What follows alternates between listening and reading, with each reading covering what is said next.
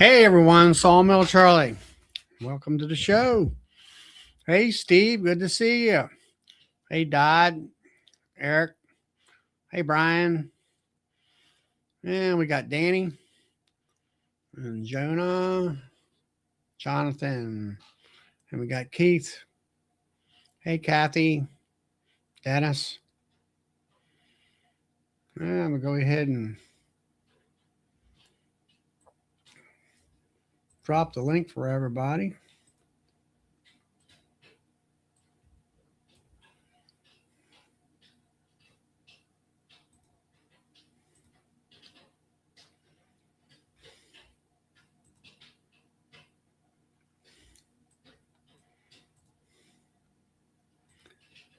Yeah, I guess the link was posted to the bottom instead of the top for some reason.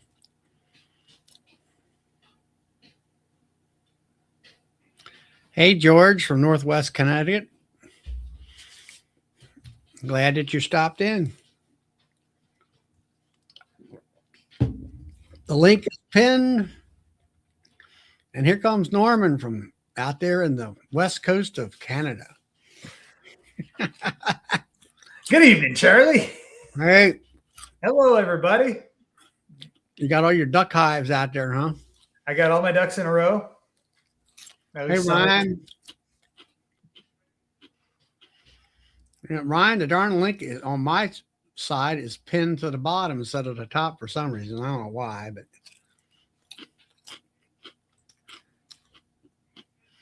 it's at the top with my I think it's a YouTube thing. It's like if it's in the chat on the side, it's down low, but then it's on the top if it's the pop out. Okay. Hey, Philip, you're driving again to Mother's house? Yep, on the road again. Hey, Joe, Tom, Melissa. Hey, Chris. How you guys doing? Oh, not too bad. Not too bad. It was kind of rainy and cold this morning and misty. And finally, after lunchtime, the sun started popping out and clearing off. And it got up. It went from, let's say, 50 degrees this morning to about 75 this afternoon. We're getting a little rain through this area today. I drove through a little bit. It's 76 degrees where I am now. Looks like it's rained here earlier, but it's not raining right now. And then Tom wants to know, did Noah get you all squared away in your beekeeping this spring? Noah has totally abandoned me this spring, Tom. He got a job. And he moved out of the house. So yeah, I can't get anything out of that boy anymore. No more free labor, huh? That's right. Oh my God, I gotta do it all, man. My back is missing it. Really? I can work for a few hours usually, and then like 2 or 3, and then all of a sudden I feel it starting to. It's not lower back pain; it's like upper back pain. It's just tiredness. It's old being old, I guess. Yeah. Thank you for the $5. Hopefully everything's doing well up in, I think it's Maine you're at. Let's see. Norman's in Canada, right? Something island. Yeah, I'm on Vancouver Island. Vancouver. So it's like west of Vancouver. Yeah. So yeah, up here, like, yeah, we had a kind of rainy, cold day, and we've been just getting little bits, like dribs and drabs of warm weather. We probably had like, I don't know, maybe like 12 flight days this year or something like that. That's like when it's good, and then the pollen comes out. But other than that, it's just cold and rainy. You get that warming from the ocean. You don't really have to deal with all the real cold weather, do you? Well, yeah, not the below zero cold, but we get the close to zero cold. So it's like, yeah, like, well, when it snows here in the middle of the winter, it's like we'll get like 2 feet of snow, and then it'll switch over to rain right away. So it's like basically like the kind of shit that, like collapses your roof. Here's 2 feet of snow, and now it's basically an Olympic swimming pool on top of your roof. That kind of thing. He's in the northeastern rainforest. Yeah. He's Northwestern. Northwestern. Yeah, northwestern. Yeah, the other side. And it was like, what was it called? North America's rainforest, which is Washington State, which is right next door to him. Yeah, we get that, but a little worse. Yeah, are you on the east side of the island or the west side? I'm on the east side of the island, so I'm in a relative rain shadow, but it's not much of a rain shadow. You're getting further. I get slightly less rain than everybody around me. Well, yeah, I guess since it's an island, you do it probably skips over the top of you a lot of it. I know that rainforest that is close to DC's. Like, yeah, he says he's at the bottom of the northwestern rainforest. Yeah, it comes off of that mountain range. Goes, of course, Seattle and Portland and all through there. They get tons of rain. Rains up more than it does not rain. Then it skips a little ways, but then where it comes back down after it glanced off the mountains, that's about where DC is. It reforms. Yeah. Me and him, we have very much weather in common. Although, yeah, I'm a little bit more to the dark side in the winter than him. A little more rain, a little more snow. Well, it all depends on elevation. Actually, I might not have more snow than DC, but we will have more precipitation. Well, DC has a problem with water out there, where he actually puts roofs over top of his bee yards and stuff. Yeah, I don't blame him. And all that. Is it a major problem for you out there for moisture? Too much moisture? Well, but let me. Should I bring up my little picture, my little igloos here, or see if I can? Is it visual effects? Well, he has like hives on the stand, but then they have a roof and sides to kind of like a building. He does. Mm-hmm. You see how I got these mushroom tops? Yeah. So it rains on them, and then it drips off the edge of all these mushroom tops to keep the rain out of it. But even so, doing that, well over half of these hives this year, I had them level, and it turned out to be an absolutely horrible problem for me. Like basically the bottom of a lot of my bottom boards turned out to be like swamps and just yeah. So you're not solid bottom boards. You're supposed to tilt it forward so the water runs out the front door. Exactly was my problem. So halfway through the winter, I did exactly what you're saying. I tilted them a little more, and that helped quite a bit. Yeah, absolutely. Hey, Clay. But I think, that small little bit of advice you just said, Charlie, I think that would save a lot of people's hives. Well, see, with me, I have screen bottom boards, and I don't have to worry about that. Now, today, I went out there, and it's been, it's finally getting warm and staying warm. Hey, Joe. And hey, James. And anyway, I pulled my chloroplast boards out. Well, it's full of maybe liquid and droppings like, the honey cappings and, trash, basically. And that stuff will build up after a while. And then here comes all your worms and want to lay eggs down in there and all that stuff. So I started pulling all that. I said, it's at nighttime, pretty much warm all the time. I said, all right, it's time to pull all that out. That way you can raise some wax moth in those.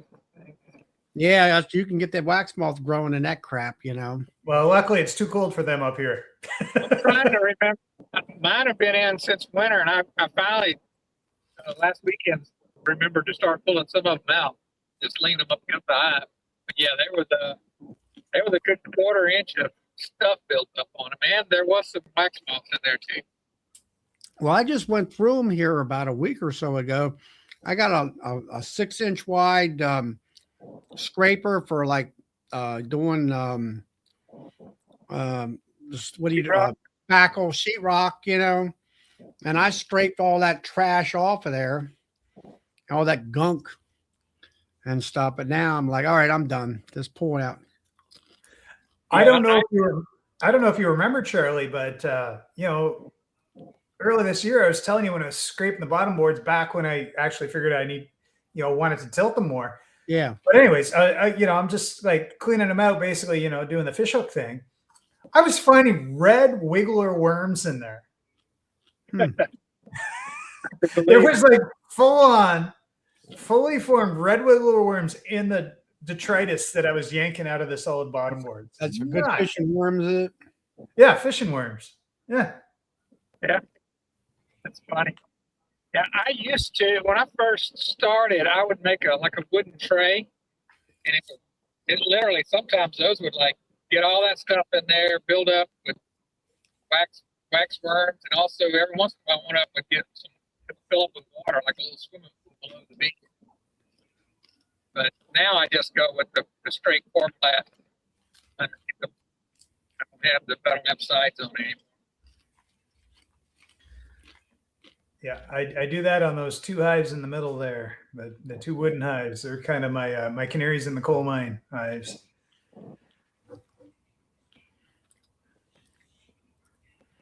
Pull out those chloroplast sheets, and if there's when I'm treating for mites, if there's a dead mite on there, it's like, well, I got to keep treating.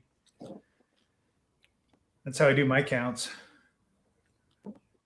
For now, anyways. Yeah, and I have some of my hives on pallets. And they have screens. They're screen pallets. They're a little different than most people's. And they've been open all winter, and those bees have done really good. We don't get much of a winter here, but they've done just as well as anything else. We're blocked off.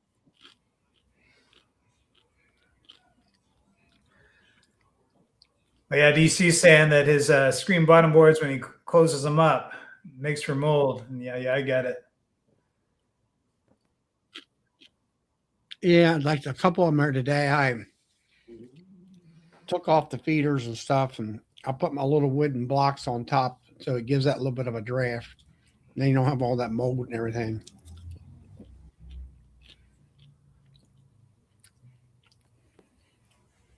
But you get enough bees, and then like that's the thing. It's like I got hives that got lots of bees in them, and they have very little mold. I'm like, they don't care that much about the mold.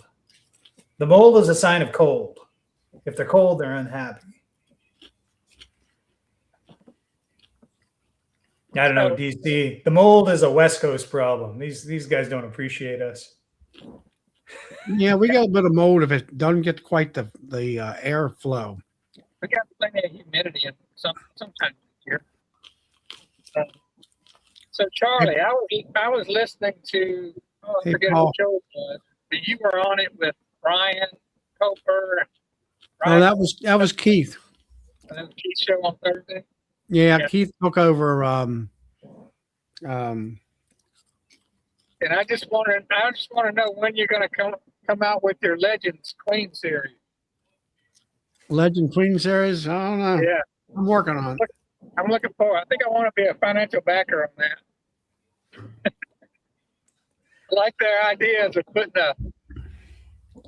it in there with some kind of a paint where you had to have like a blue light and then it said Legend across their back, like a stripe or something. Somebody, we were talking about that where they put some kind of paint with a metal flake in it and paint your bees that way, and you can go there with one of them metal detector wands and you can find her real quick. But they got to have plastic frames because you'll pick up, the metal in the wooden frame. I thought you were BSing. I didn't know you were. No, I ain't bullshitting now. Either that or maybe that's actually pretty clever. I like that. Or maybe we could take and we were thinking about putting a little bit of radioactive dust in the paint, and then you could take a Geiger counter and find her. I like the idea. You know how when you're looking for a leak in your car, you use that blue light, the infrared or whatever, and it highlights whatever they put in the liquid. Look I at there, like that Norman. idea too, where you can like go out there and turn the lights down and just pan it over. But Yeah. I feel like the idea of it's a legend or something right there. Maybe just an ale will be good enough. Yeah, they're calling for snow and high winds up there where he lives tonight. So Dorian, the weather's getting nice tomorrow or the next day. They promise here. It's coming to you soon. Maybe another week. Hey I Charlie, know Ian's been wanting to bring his bees out of the barn up there, but it's just been so damn cold. Well, that's the curse of being Canadian. Like we're so far behind you guys. Like we watch you guys. Like this is the one thing that YouTube is a curse for us. It's like we watch you guys having fun with your bees, doing all. Oh, no, making queens. I'm doing this. I'm doing splits. I'm doing these fantastic things, and it's like, we look at ours, and it's like, we're still midwinter. There's still snow. It's like, no, there's enough. I can do a split now, isn't there? No, it's like, no, it's too soon. yeah, but it'll flip because in August when it's 105, I just go inside the air conditioner and watch you guys keep bees. That's all I do. Turn on and watch the Canadian. Yeah. Wish it was cooler. Yeah, look at us enjoying the outside while you guys are cooking. Yeah. And it never stopped because at that point we got like 20 hours of light. Oh, I know. But yeah. So we never stopped broadcasting. I'm watching you guys and you're like, okay, now it's time to get the bees ready for winter. And I'm like, what? We're just getting, our weather's just starting to get, in the low 90s. You guys are getting ready for winter already. What the heck's going on over there? Yeah. It's like it's 2:00 in the morning and the sun's up and we're preparing feeds to get out there to get ready for winter. It's like, what planet are you people on? That's the big thing about up there where Ian and Brad live is that the length of the day, you got so many more hours extra, and their bees can paw that honey in, even though it's a shorter season. That makes a big difference. Oh yeah, we could have like 20-hour days of sunlight up here. That's Is that right? Oh, it happens. You're like up there in Alaska almost. Well, no, Alaska's almost down here where we are, but it's all relative. Hey, Lisa.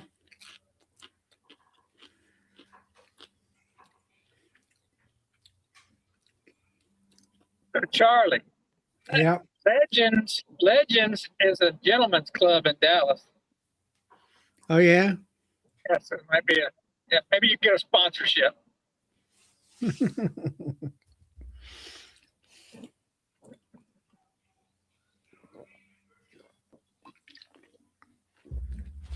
Yeah, I guess that's right, Roy. It's either one problem or another, I guess. I guess is where the home of the pole dancers are. Yeah. Exactly it. Not that I know anything about that. I just heard such thing. Oh, okay. I've never been there. That sounds expensive. It's free to get in. You just can't touch. It's not free to get out. Yeah, your dollar per good time is probably actually a pretty good value there, I bet. Well, yeah, but then sometimes it costs you from then on. I never did like going to those places. But every once in a while, you're with a gang of guys, and that's where you end up. Yeah, but the girls are so nice. Yeah, Philip. I'm sure Noah can take you there and tell you all that. Exactly. So I used to work at a place in this little town that I just drove through, Monroe, and there was a guy that ran our print shop there, and his brother would come into town, and he would go to the local strip club called Mirage. We always called it the slop rail because the guys at the JC club that would go, there's like 3 feet between where you sit in the bar and there's like a metal railing along a little low wall to keep you, I guess. But you know what the boundaries are. Anyway, the guys at the JC house would call it. They say, let's go to the slop rail. That's what they would call it. But anyway, this guy at the office I worked at, he said his brother came into town and he didn't know what, it's pretty not much to do in Monroe. So he took him to this club.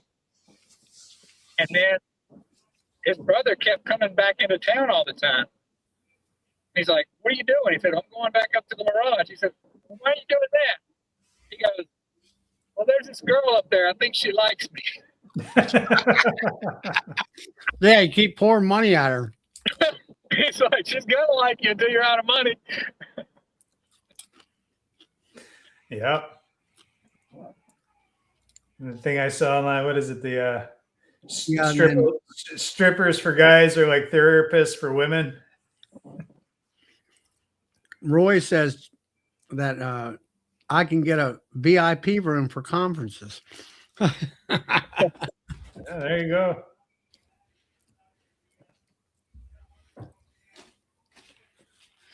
Hey, Ripple.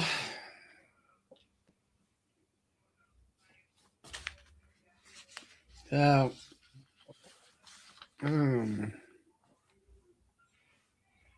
that's Joe out in Houston there. You know Joe, Philip? Joe? Yeah, Joe's a Ripple Effect. Oh, what did he say? Yeah. Hey, Joe. He's out there in Houston. Is he in Texas? Huh? Where's Joe from? Houston, Texas. Houston, yeah. That's pretty far from me. It's like a state away for you guys. It's 4 hours. 4-hour drive. I don't think so. Tom wants to know whether if they use my promo code Sawmill 10. I can get a discount for the backstage room. Yeah. Well, Sawmill 10 works on everything, doesn't it? That's right.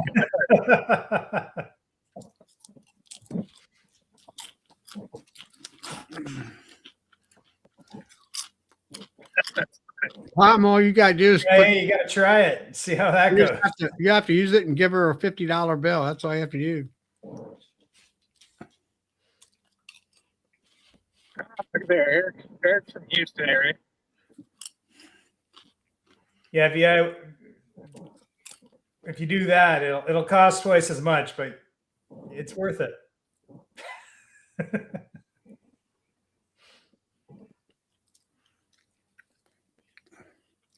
So I have a question for Eric. He's getting his bees from Brian in maybe a month or so.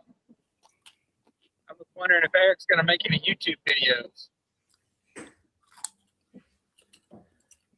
Eric Apery. Is that what you're talking Utah near Brian. Eric Kenyak.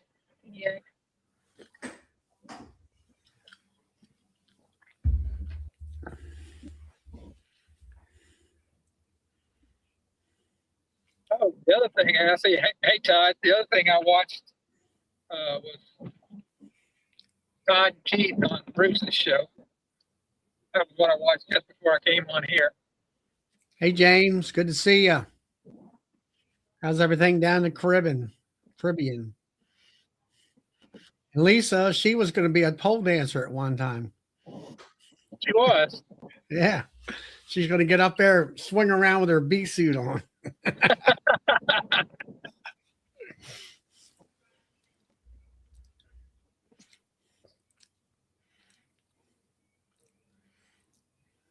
Yeah, one time when I was just sitting at home flipping channels, and my little daughter, who's 21 now, almost 21, she'll be 21. She was like 4 years old, and you're flipping channels, and you go across one of those like Law and Orders or whatever, and they're out trying to solve some murder or something. They're walking into a strip club, and of course, what are they showing? But the gal dancing right next to a shiny pole, hanging on it, and all that stuff.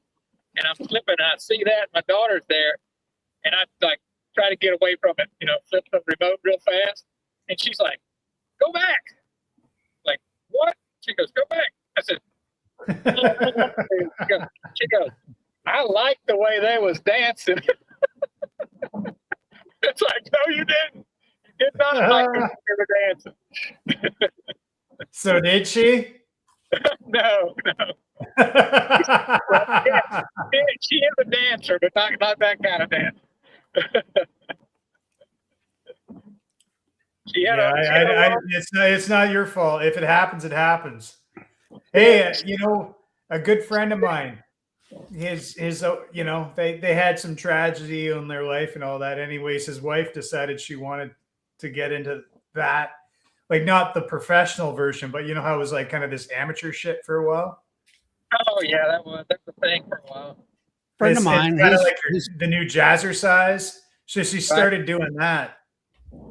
So he was all encouraging that. So yeah, that eventually went sideways. Yeah, a friend of mine. She took a while. His sister was a dancer for a while, but yeah, she was a color guard. And make good money that. Yeah, I don't know how it is around there, but down here the color guard's more like a Las Vegas act or something. They do all kind of crazy stuff. It's more performance and dance than it is throwing flags and throwing batons like it used to be back in the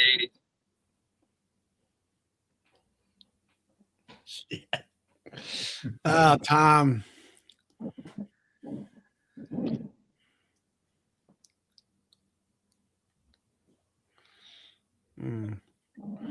Yeah, well, Tom, his.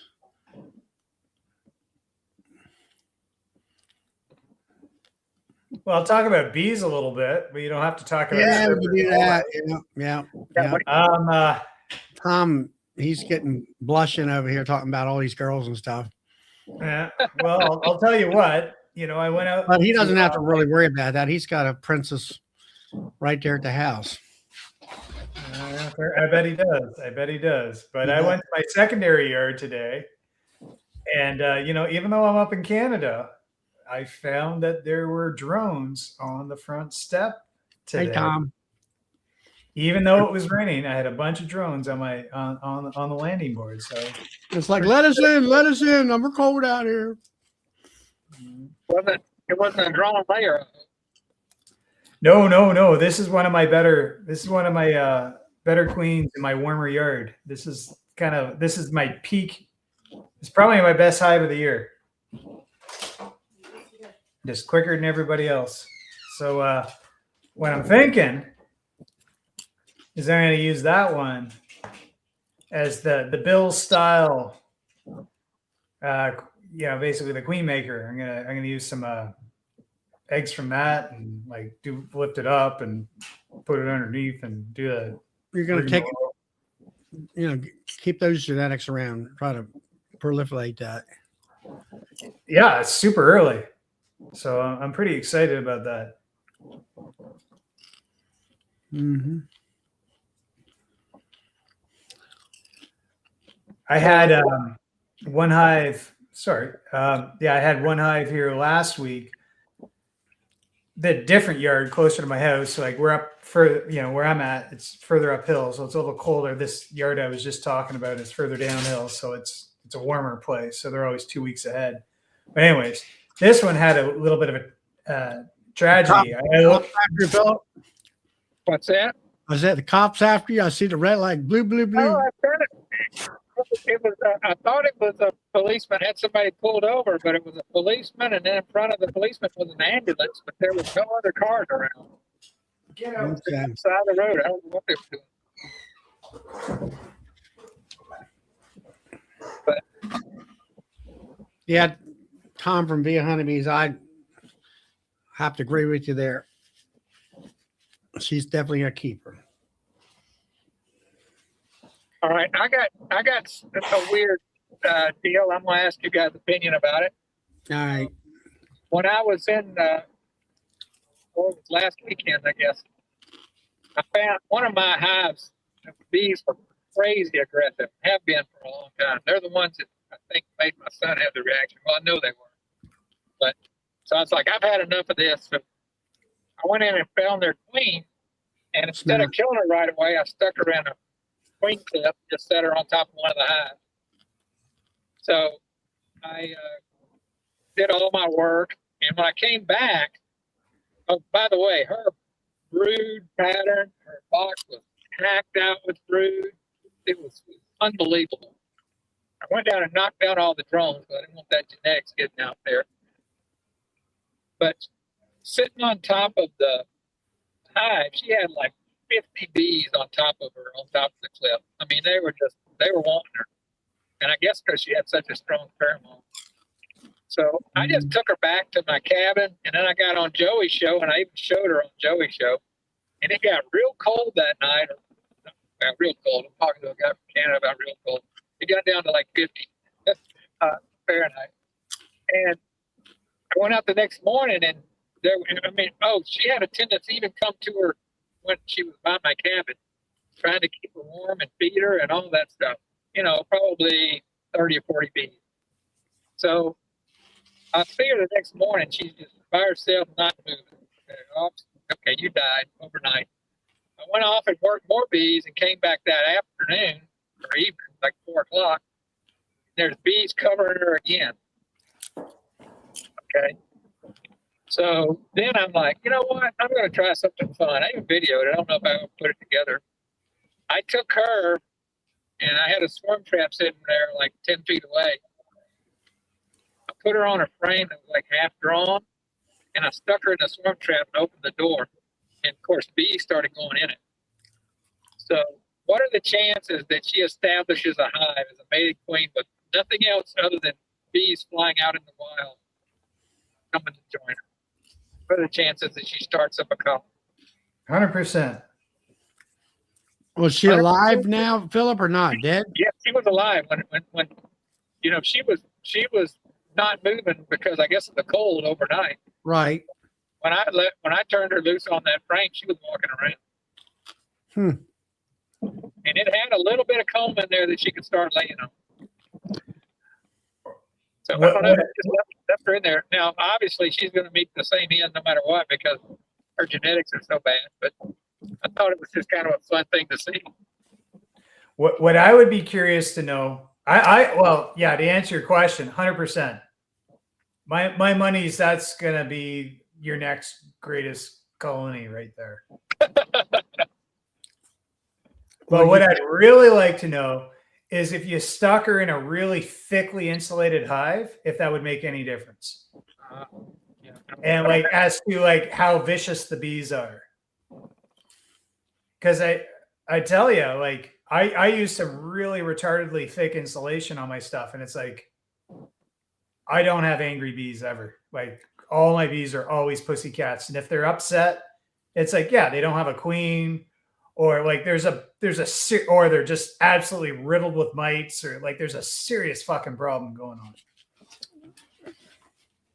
But other than that, like all my bees are just nice all the time. The only time I ever get stung, I only get stung on my fingers. That's bad. We're getting down here. We run in, and I catch a lot of feral swarms.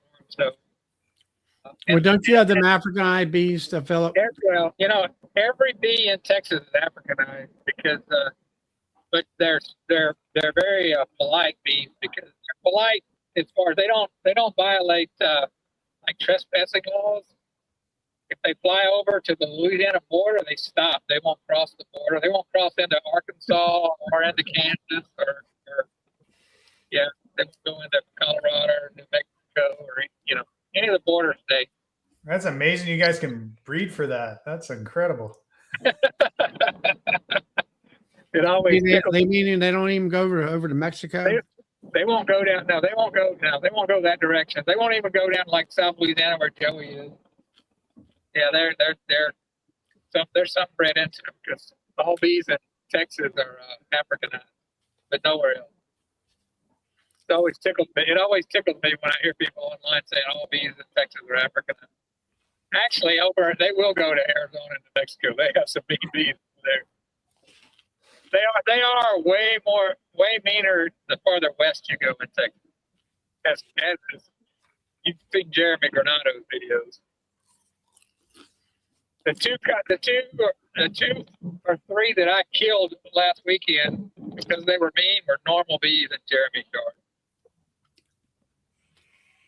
I don't know. Them ones at Jeremy, my gosh, I've never seen so damn many bees that I do don't, I don't, I don't tolerate that. That's the one that. Matter of fact, that day when it was a Saturday when I picked up that queen that's still alive.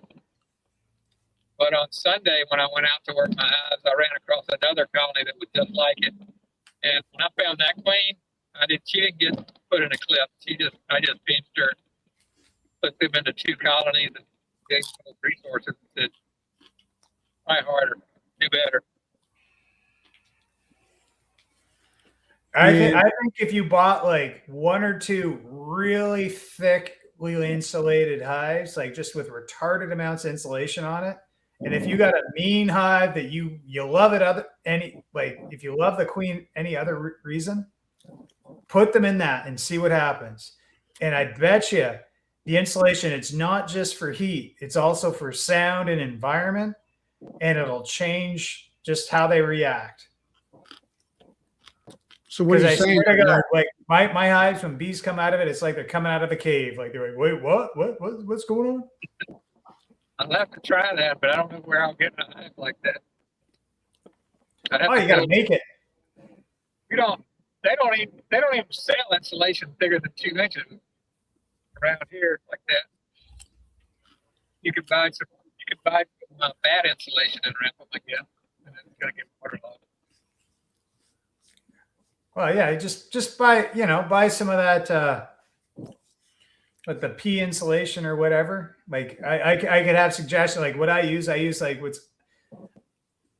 called ISO board. They Jeremy, sell that to you guys for roofs. Yeah, that's called polyiso. We're talking about you, Jeremy. You're and your mean bees. Jeremy loves his mean bees. Well, it's not about sure, it helps with the heat, but it's about sound deadening too. I think that's a big part of it. I don't know. I mean, what do you think, that they don't like to listen to you talk, Norman? Never had a problem.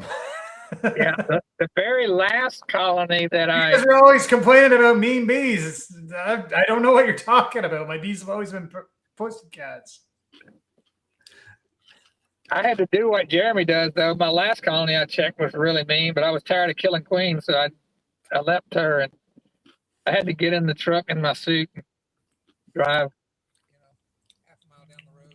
Roll the windows down. We lost your vocals. Can't hear it. Now you're upside down.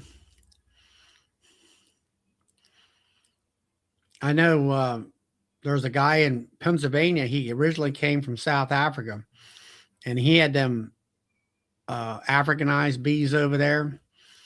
And you stayed in your full. Yeah, now you're back. You got in a full bee suit, got in the car, and drove for so many miles before you undid your suit, because that's how bad the bees were. Well, that's why they started building concrete hives down there, I think. It's to solve that problem. So, hey, Charlie, I'm going to get off here. The reason I stopped was the guy was calling me. Oh, shoot. Okay. And I'm going to call him back, and then I'll jump back on. I just got to call him back. Talk to you later. All right. Just don't let the cops see you.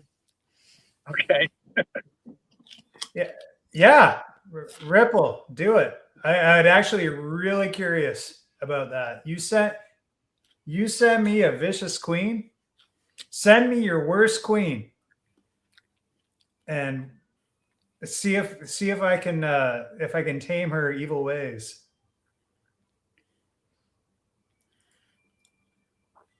Yeah, Jeremy. That's what that guy did. They would do that in Africa. Get the bees away from him. But that was normal for them.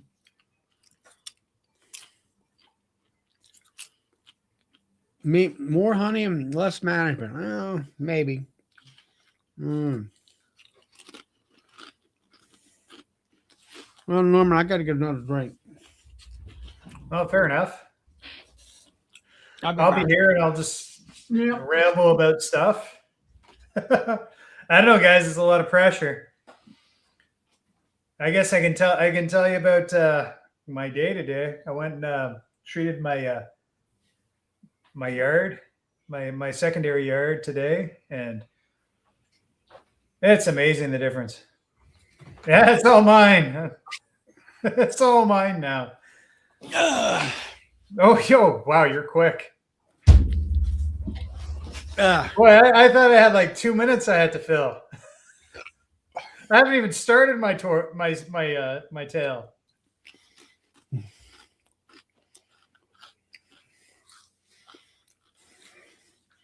But So anyway, I went to my alternate yard today, and I was so pleased. Like 6 of 6 hives, they're all ripping. They're all like just lots of bees in there, and it's cold and it's wet and it's miserable, but they're still happy.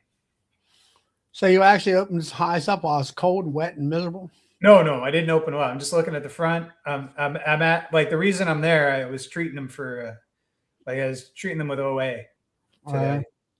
Vapor? Yeah, vapor. Yeah. I was using the InstaVape. Oh yeah, it's that. Yeah. I was doing that, and I was at like just making sure they didn't run out of like I'm still feeding them sugar water because like I do like a 1-to-2 ratio sugar water. Yeah. So it's super thin, but it's over top, and then on top of that, it's like I got my insulated boxes on top of that, so they it's all warm and all that. But I was so happy with them today, and then like I'm seeing drones. One of like just one of them, just some drones there. Oh, it made me so happy. It's like, okay, that's the one right there. I'm gonna make queens out of that one this year. So I'm gonna use Bill's advice, and I'm gonna move all of it, like basically put this hive up top, and then I'm gonna steal some eggs and put them below, and well, we'll see how it goes. See if they keep them warm. Well, if you'd use I mean, depending on you, because you're cold up there, if you're making a split and you use the double screen board, and you can put another queen up on top, and then the heat will regulate from the bottom hive, and that way it gives that top hive, even though it's smaller, it'll heat it up and keep it going, and it'll grow easier. Well, no, I'm gonna keep like. Doesn't Bill have the queen cells below, and he puts the queen up top? Is that, or do I have that wrong? You got to reverse. So Bill puts the queen below. You're talking about the Demery method? No, I'm talking about Bill's method. What was Bill's method? I thought that Bill put the queen below. Sorry, the queen above. Oh, okay. Yeah, you had the cells at the bottom. I'm not real versed on that method. I'd have to look at it and watch it in order to learn it. Well, you think you'd know of all people? Jeez. Good night, Paul.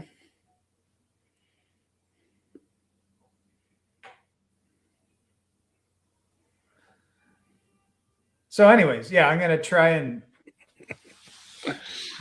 my first kick at the can, and if it fails, that's fine. I got all summer to make more queens, and it's way early anyways. Well, and the way I make queens is I set up a cell builder, but it's queenless, and I just use a nuke box, 5-frame nuke box.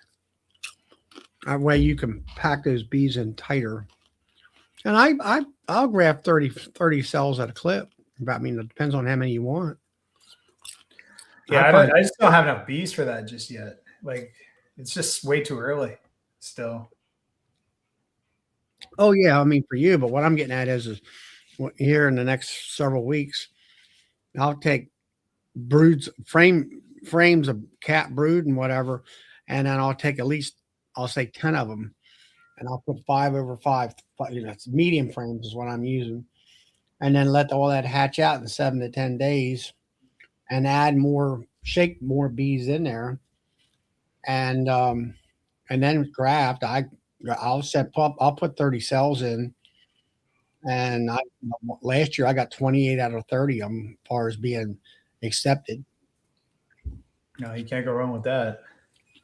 No, and then the biggest thing is getting them capped, put them through the incubator, and then this year I want to be aggressive on getting my.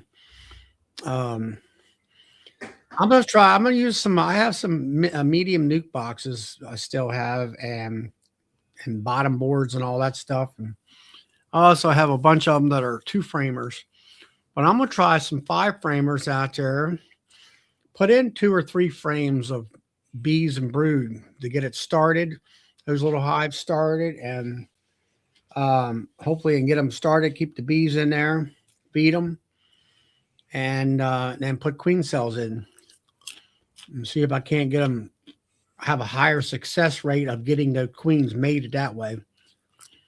I know that I'm going to try some virgins and spray them down with some peppermint oil with sugar water and see if that, hey Russell, and see if that they'll accept them easier that way. But I'll go with the cells myself. Mm-hmm.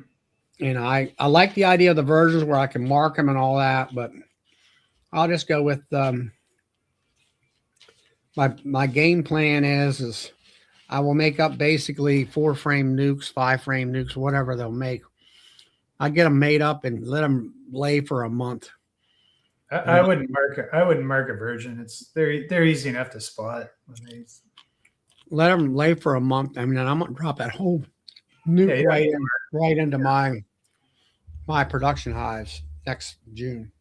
Yeah, I like it.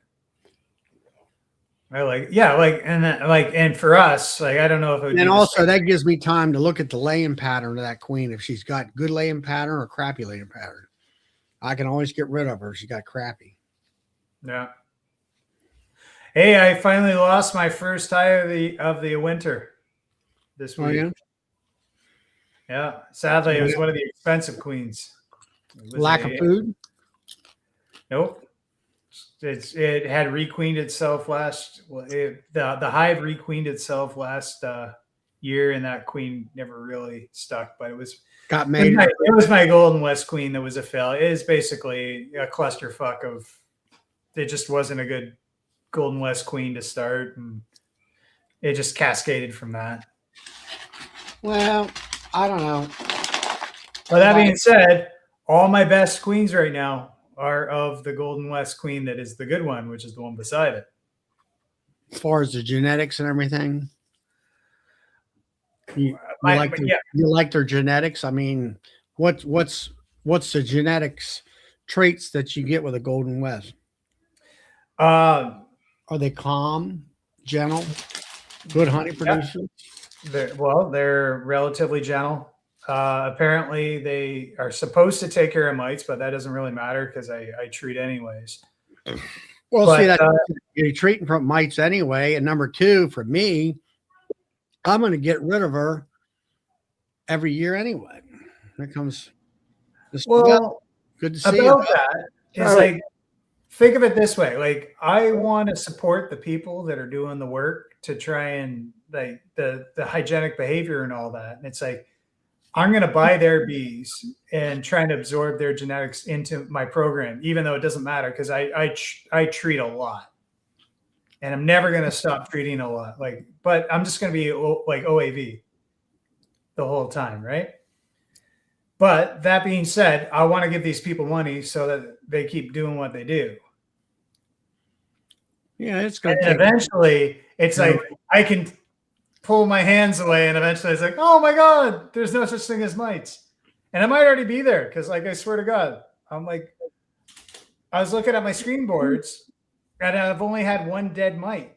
The last time I checked my screen boards, I had one dead mite, mite on it. So it's like, you know, I'm kind of there, but you know, I don't trust it. Anyways, hi Doug. All right. Well, I look at it this way. I treat with OA in the wintertime. Here comes the chief. Look at there. Oh, Jesus. It's Jesus.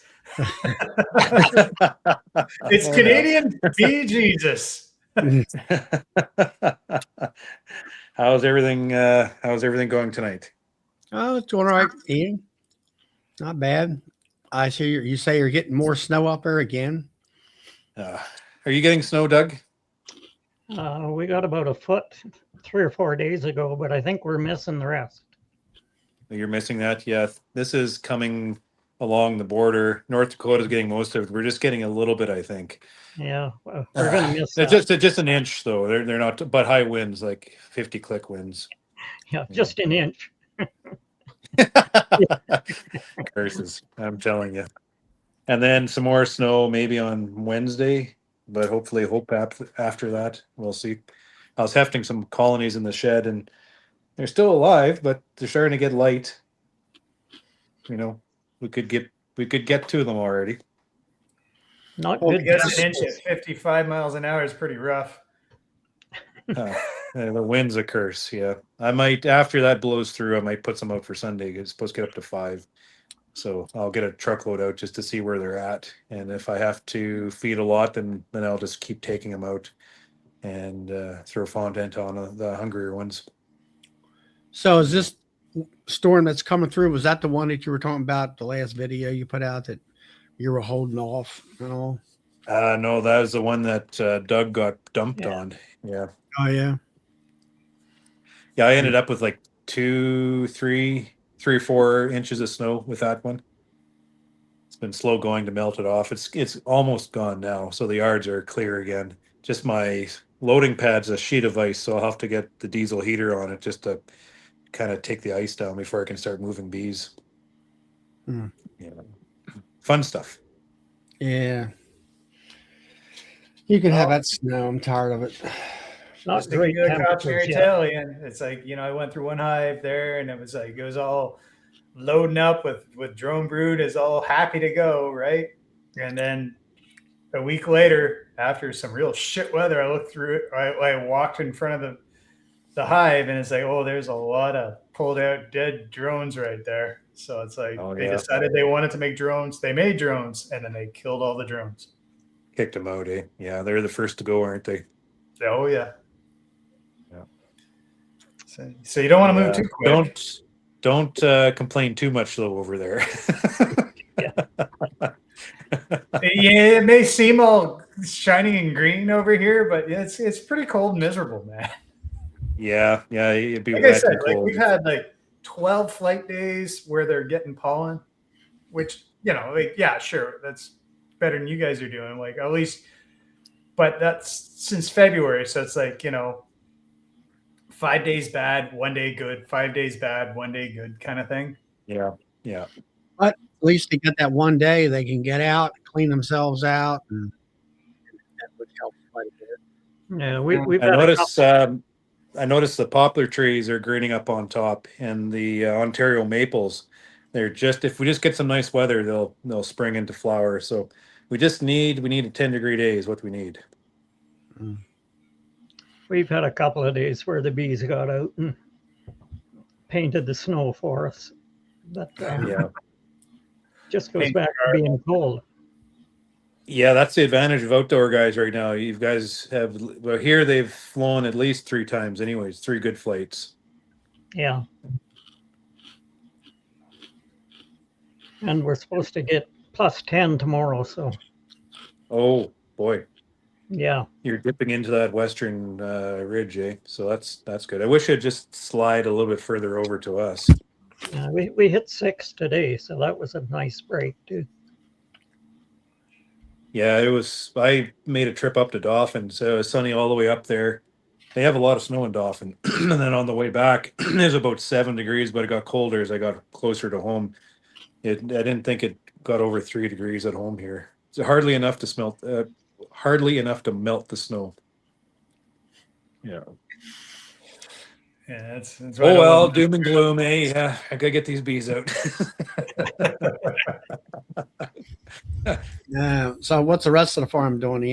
The cattle and all that stuff? Just Yeah, they get the cattle, he's just about through calving. I think he has like 50 left. He's not even at home. He said he's tired. He's sick of cows, so he's letting the hired guys do it. He's off at a fair right now, the winter fair in Brandon. So it's getting a little mucky there, but they're driving on frost yet, so they're getting everywhere they need to be. But it's gonna get pretty messy there pretty quick as soon as the frost starts to drive out.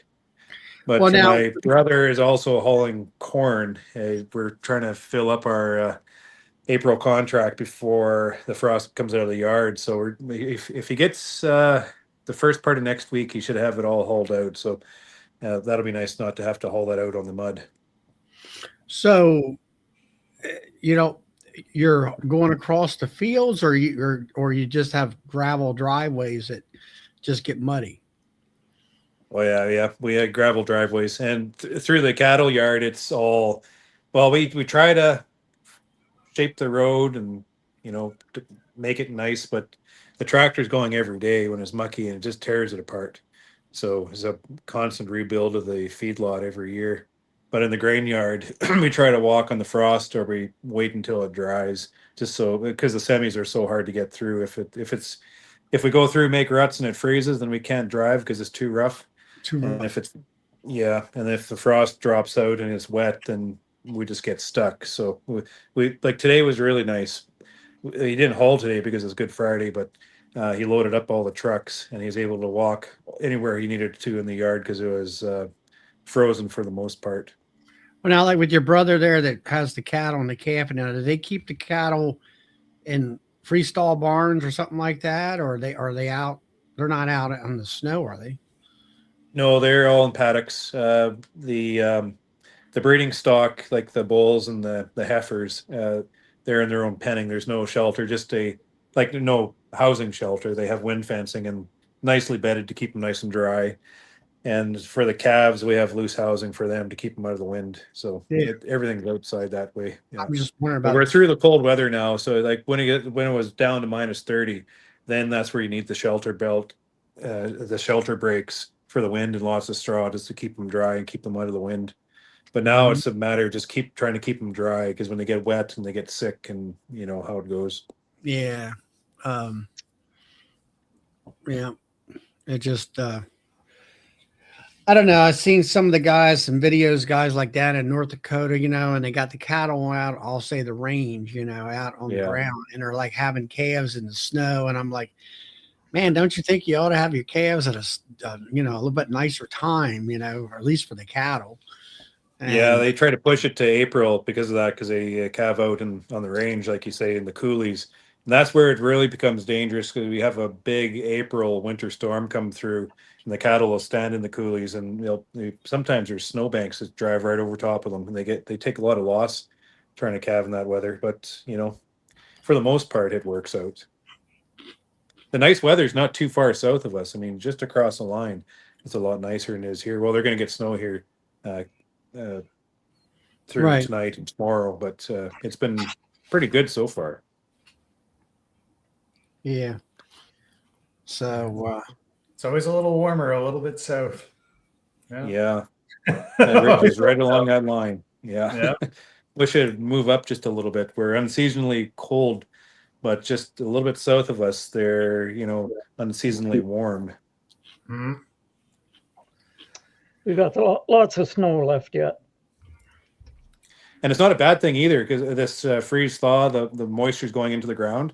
We have lots of ground moisture, and we're going to use it. If we had some of the warmth that they're getting south of us, they're drying out already in places. They're talking drought in Kansas and in Texas and that, and the winter wheat crops. I guess there's some concern down there is rallying the crop a little bit.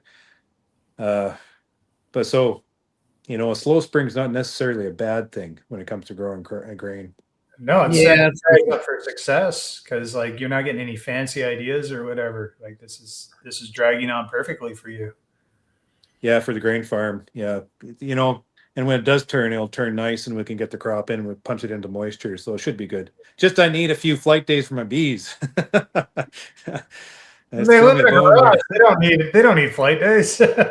yeah, they're quite cozy in the shed, but boy, it comes a point where they got to get out and fly. They've been inside for quite a long time. Well, I seen on some of the videos where they're getting, a little on the poopy side on the front end. And hey, thank Uncle Junior. And is that just because they're in there? That ain't no Zima, right? It's just No, they've been in there since November, and they're starting to dig into the canola honey in the corners. Like for the most part, it's syrup. And they winter very well in that, but now they've used that up, and they're kind of reaching for the corners because they're some of those colonies are getting light, so they're digging into that canola, and I don't think that canola honey is good for their guts. I think it's gives them a stomach ache, for lack of a better term. So then they'll go out and you'll see a little wherever the colonies, I figure you can see a bit of granulation on the bottom board. They're digging in the corners and then they'll start to poop on the front. But it hasn't been that bad actually for me this winter. well, I find, It's been pretty good.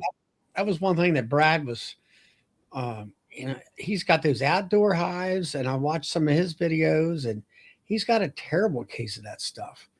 And I've seen that it's too. like, and I'm like, is there a viral load or something of that nature that it's a situation there or what? I know he feeds sugar water. He tries to do, pretty much what you do as far as keep the canola or not so much canola for him. It's the, I think it's the yellow clover or something he has over that way. Yeah, although clover and alfalfa make good winter feed. Yeah. Doug will tell you that too. That those flowers are fine. Canola just sets up so hard. Yeah. And they have trouble accessing it. And Yeah. We try to extract all of our canola, so there's none of it left before winter.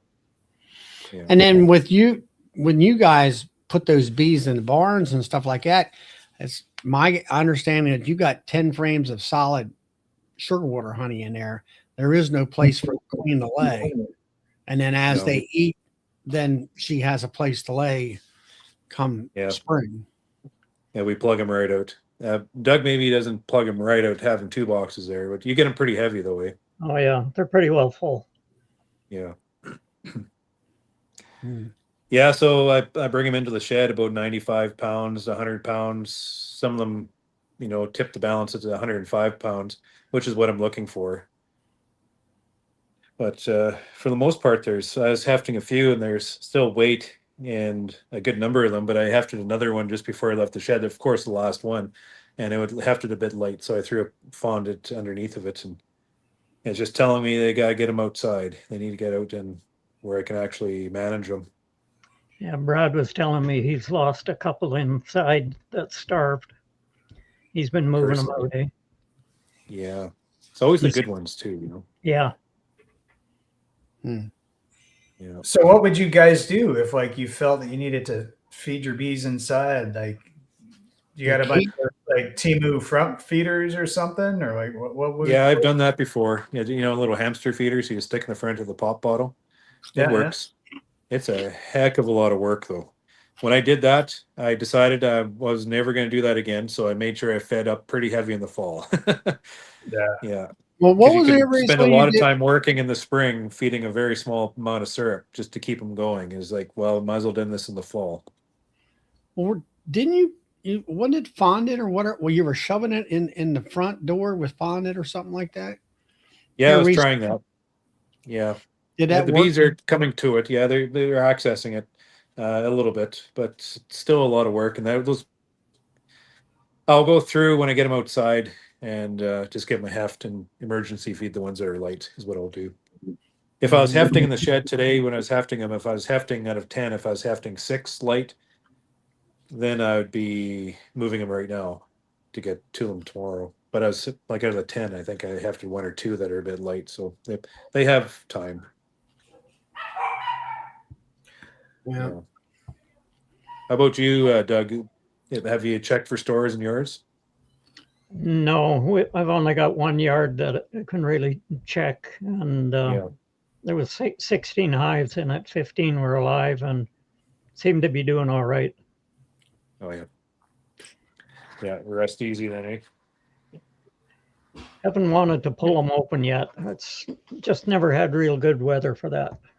No, it hasn't been. Hey, Brian. Thanks, Brian. One thing I did last fall was, yeah, exactly what you're saying, Ian. Is I just overdid it with the 2-to-1 last fall. I just kept feeding him and feeding him and feeding him more. And yeah, I'll tell you what, and like the result of that is I had no poop on the front of any hives this year. There was no sign of any of that. And this is in Canada of all places. So Yeah, but Yeah, you're hopefully that outside. ones fly a little bit too. Yeah, if they get a few cleansing flights, that sure makes a difference also, doesn't it? Yeah, big difference. yeah, but we got the moisture issues out here too. Like you guys have the Yeah. cold, we have the moisture. It's a different game. Yeah, when I was in England, I was talking to a guy from Ireland, and he come over to the bee show, and he was telling me at that time it had rained for 45 days. Colonies are just sopping wet. It's just so wet. Yeah, it's hard on them, eh? Was Yeah. because of the humidity gets up in there that makes the inside of the box wet. Yeah, I guess so. He just said the tops are wet, the sides are wet, the bottoms are wet, everything was wet. Yeah, Just raining every day raining. He said they couldn't get away from the rain. He was telling me he had a niece was born, and he said at that time it was 35 days ago, and she's never seen a day of sun yet. Well, yeah, they talk about for Noah, it rained for 40 days and 40 nights, and it's like, oh, that doesn't sound so bad. Boy, I don't know. That's a different type of environment. Like I'm dealing with cold and duration, and you guys like over where you are, Norman, you're more cold and wet. Yes, a little bit different, eh? Damp. Yeah, we're a little above zero and just wet. How do you make for drying your honey for harvest, Norman? I'm sorry? How's your honey for being dry when you harvest? Oh, in the summer? Well, in the summertime, it's dry. Like it doesn't rain in the summer. Like basically it only rains here once a year. Just in the winter. Yeah, just for 7 months. Yeah. Hey, Brack. That's like DC that's on there. He's out there in Washington State where it rains all the time. Yeah, he actually puts a roof, a pitched roof over top of his hives to keep all that moisture off in order to keep them halfway dry and stuff. This is Spartacus. Yeah, I can see why they do that. Captain Cuddles. Yeah, I never thought about having so much rain that you know the moisture would be on interior of the hives and stuff. Yeah. Oh yeah, you would like even now there's just so much humidity and just water in the hives. It's probably the most important advice you can give somebody on the West Coast is like, yeah, tilt your hive, like just so it runs out the front. It's such a big difference. It's like because like basically the condensation hive, like even if you have like water, like air flowing through your hive, it's like doesn't matter. There's gonna be so much water in there. There's gonna be so much mold, so much crap that it needs to be tilted so at least it comes out the bottom. So yeah, between that and the other problems bees have to deal with, it's the thing. Yeah, we can get humidity too. A couple of years ago, our fall was really wet, and it was hard to get the honey down to a decent moisture level.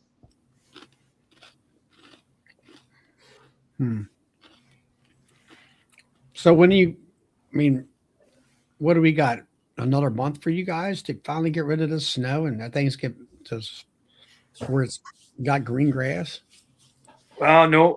I bet you if the weather turns mid next week, if the sunshine brings like 10-degree weather, I bet you we make a corner because we're going to be middle of April already. So surely we'll get some sunshine. It won't take much because the plants are just like the poplar trees. They're just sitting here with buds like that. They're ready to pop. Same with the Ontario maples. So we just need a few nice days just to get the bees up and flying and just let things go. And as soon as it opens up, it won't stop. It'll come pretty quick. Yeah. And then if guys aren't seeding by the last week of April around here, they're starting to get pretty excited. Yeah. Yeah. Not to let the air of the tires on our farm. If we have the weather turn middle of April, like the snow is just about gone. So it's just a matter of getting the land to capacity. So it could happen by the end of the month. It could happen. Yeah. I bet you we get some wheat put in by the end of the month. Knock on wood, because it might just keep on snowing too. Yeah. Yeah. Yeah. Lots of years we have ours unwrapped, last week of March. A lot of times we're unwrapping, but not even close right now. Well, May 2-4 always sucks, so we know that. May 2-4 weekend. It always rains. It's always cold and miserable. Probably snows. So you can't forget that. Yeah.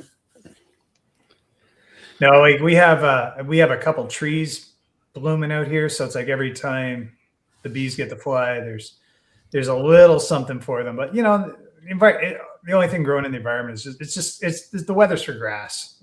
That's all that's growing right now is grass. Yeah, it's not as bad, but we still have a little bit of a roller coaster ride. Today it was like in the 50 degrees, which was like your 10. And then it got up this afternoon. It finally, the wet weather clear away, and the weather got up to, I don't know, like 22 degrees Celsius, which is 70-some degrees.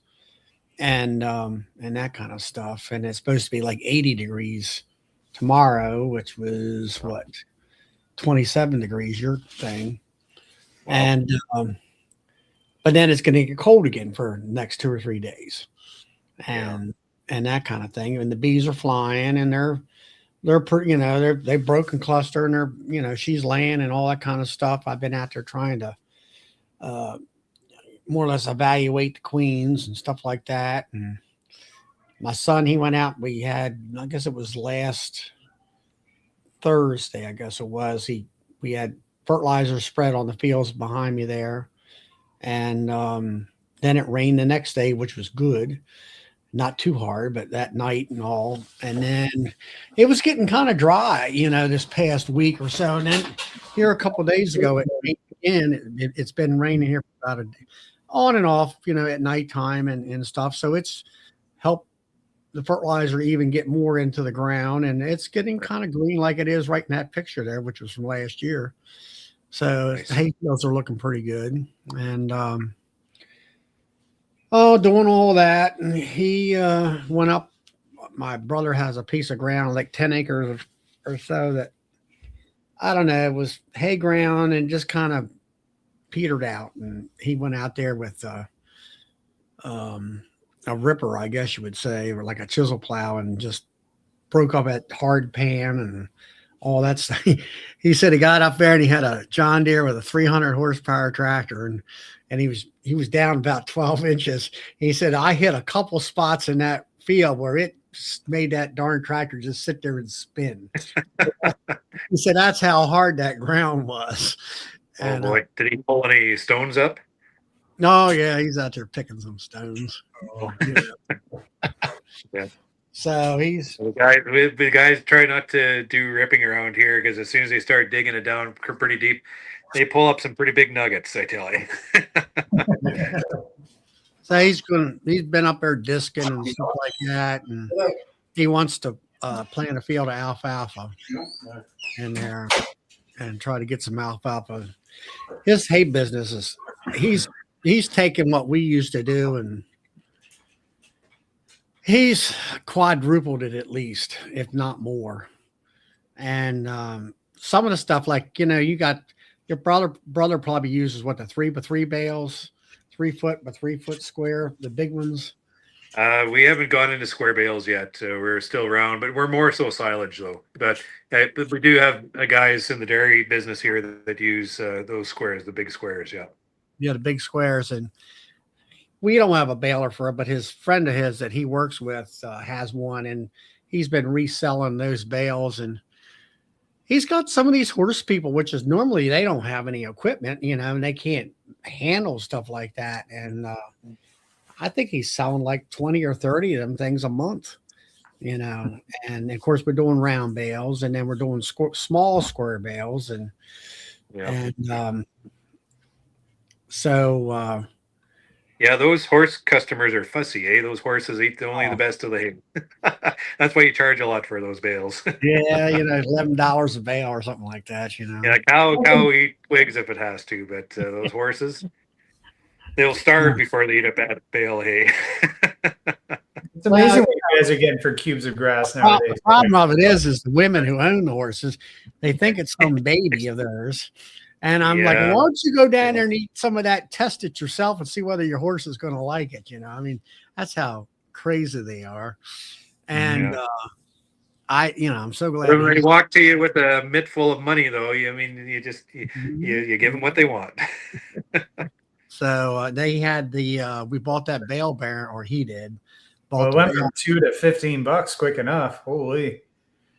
Yeah, bought that bale bearing, and so the company came down and did a service on it, you know, which was included in the maintenance, or the what do you call it, the warranty and all. And had a few things, a couple of he was saying some nuts or bolts were loose, and then there's a packer arm that pushes that bale up into the chamber like a scoop, and there's a hydraulic cylinder there, and it was weeping a little bit. So he tried to fix it or whatever, tighten it up or whatever. He looked at it, and he got to looking at it. He said, "Man, that thing's got a problem on the inside. We're just going to give you a whole brand new one and put it in." Oh, wow.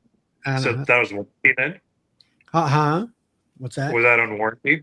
Oh, yeah. It's all on warranty. Oh, good. Yeah. Good to get fixed on warranty now until after it comes off. Well, he said, I'm going to get them to come down and do we bought the Massey Ferguson straight line inline baler, and then that other unit, and have them come down and just go over it, you know. And I don't know. We've never done that. When we were doing it, we just kind of fixed our own stuff. And yeah, but the machinery now, a little more complexity to it, and a lot of it's computerized, you know. So it's a little bit of a different story than when you or my father is farming. And there wasn't, so it's important to have warranty on those new machines just to fix the problems. Well, this bale bearing comes from up there in your country, and the right to repair crap. Yeah. Well, the right to repair if you can't fix your own shit. Well, it's got a box that are this wide and this tall, and it's all a computer thing, and there's probably at least 100 little wires going to it from all the sensors and stuff. And then I bought the computer module that goes into the cab of the tractor, where you can control the bale bearing from the cab, and it also shows you where the bales are at inside the machine as it's packing a unit and everything, and then telling you it's tying and all that stuff. Well, that explains why hay's $11 a bale now. Well, it's like everything else. Everything's high. I mean, fuel's high now with this stupid war crap, and fertilizer's high, and the machinery is astronomically priced. Ian knows about that. Oh yeah. I mean, everything's $100,000 plus when you're buying anything. People complain about the price of beef, but you know, the machinery that you use now, they sure don't give it away anymore.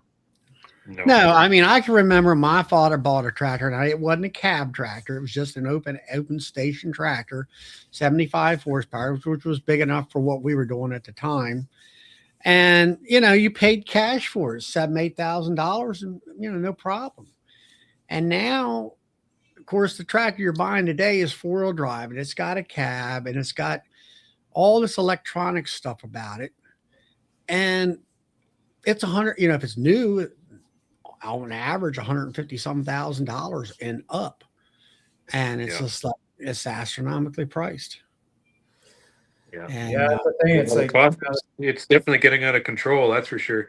The equipment, though, like I'm comparing our equipment to what Dad used to farm, and we're way more efficient than he ever was. And that's because of all the technology. So there's a place for it, you know, but at the same time, it's costing us to be able to Yeah, well, my son's we're allowing ourselves to farm more acres, but and we're allowing ourselves to farm the acres cheaper, but we need the facility and the equipment to do it. So it's quite the balancing act. We got to, and we can't But afford even new equipment, so we got to buy the used ones, and the used ones we need to fix.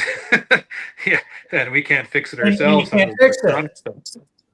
What's that? Sorry. well, And you can't fix it because they won't let you. Oh, well, we fix what we can, but when it gets into the computer, Yeah, they the won't let you program, fix the software, we can't afford all that, nor are we trained on it. So we had So to then you call start them getting to down do the that. math. It's like, are you better off with your grandpa's equipment where it costs you way more per acre to harvest it, but you're working on a Timu tractor essentially Well, versus a John Deere that's the whole tractor. balance that we're doing right now. We're at the point where we have the equipment with, the beginnings of the technology, and we're able to utilize that and provide the efficiencies, but we don't have the brand new equipment with all the efficiencies in there. So we're still, our costs are still pretty high.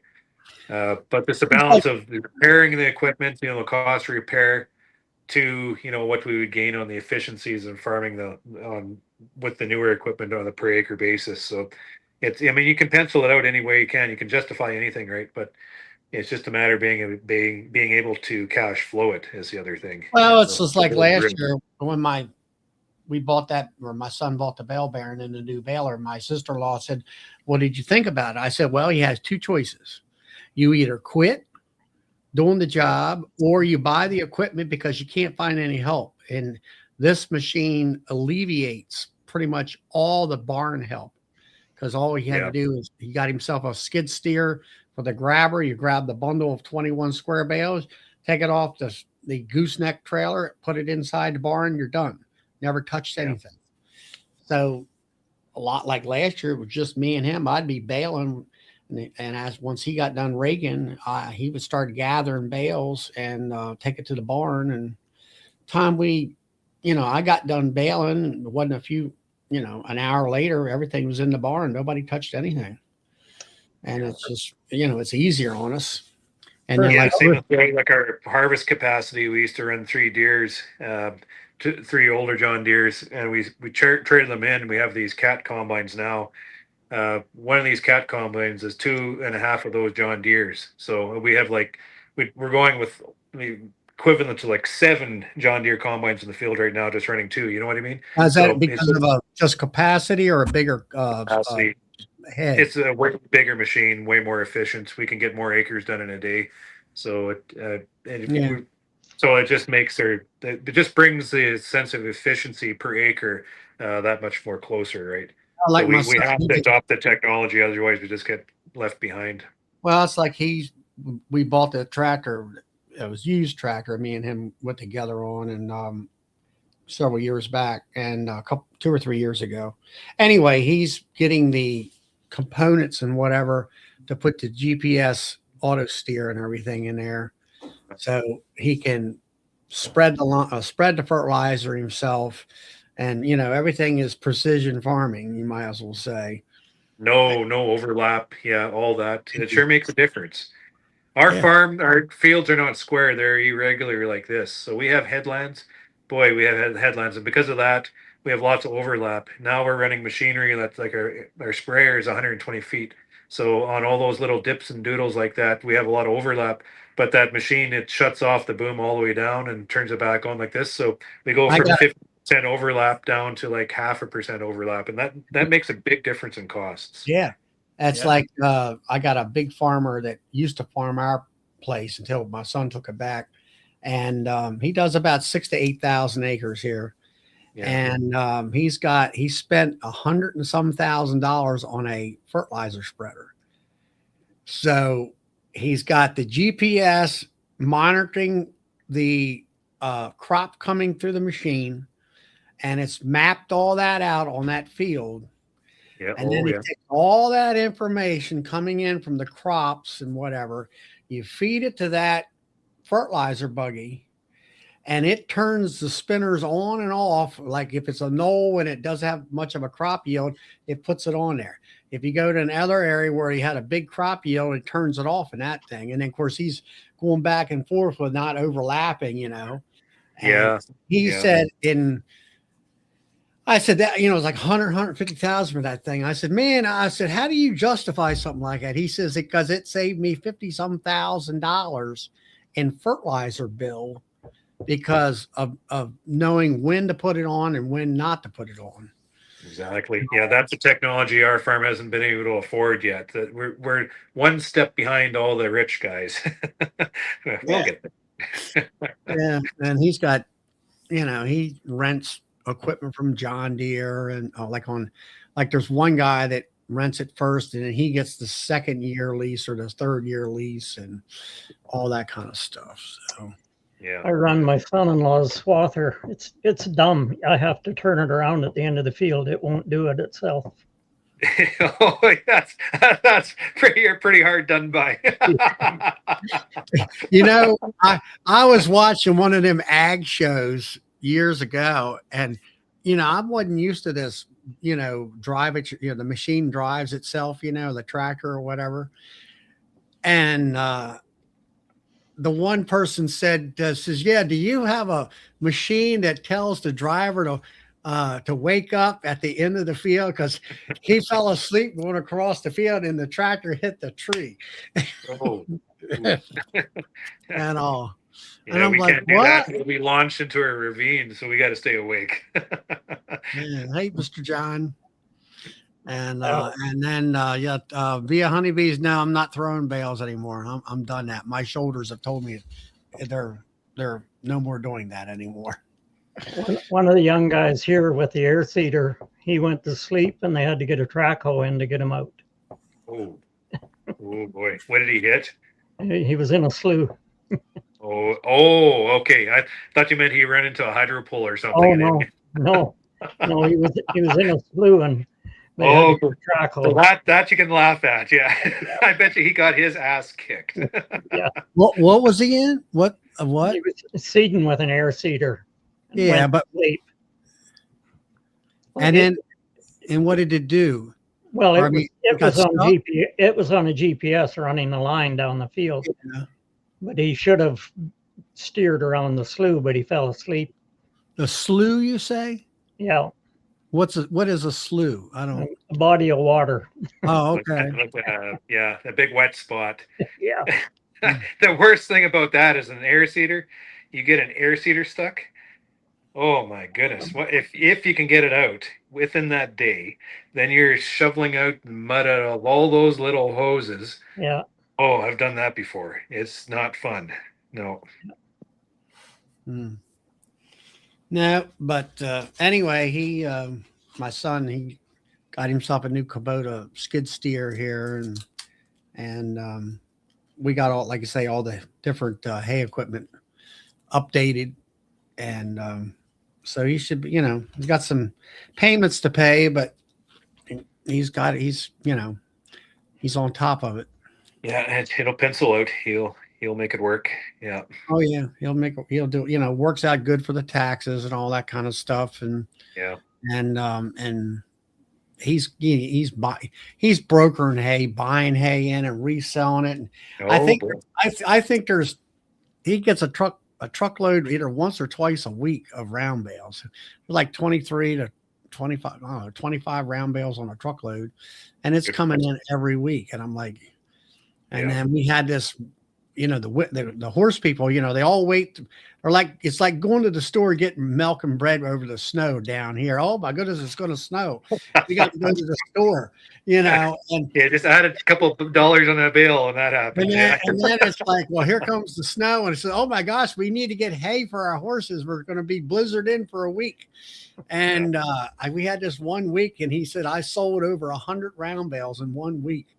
Just, you know, after 6 or 7 days of just sun up to sundown deliver. And, he said, I'll be so glad when this darn week is over with and that snow hits finally.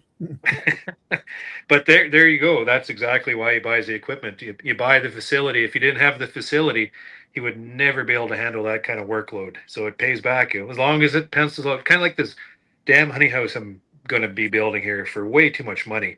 But I've outgrown and I'm stagnating myself. I'm like this in there. I can't get anything done. The guys are in there trying to work, and we have no space.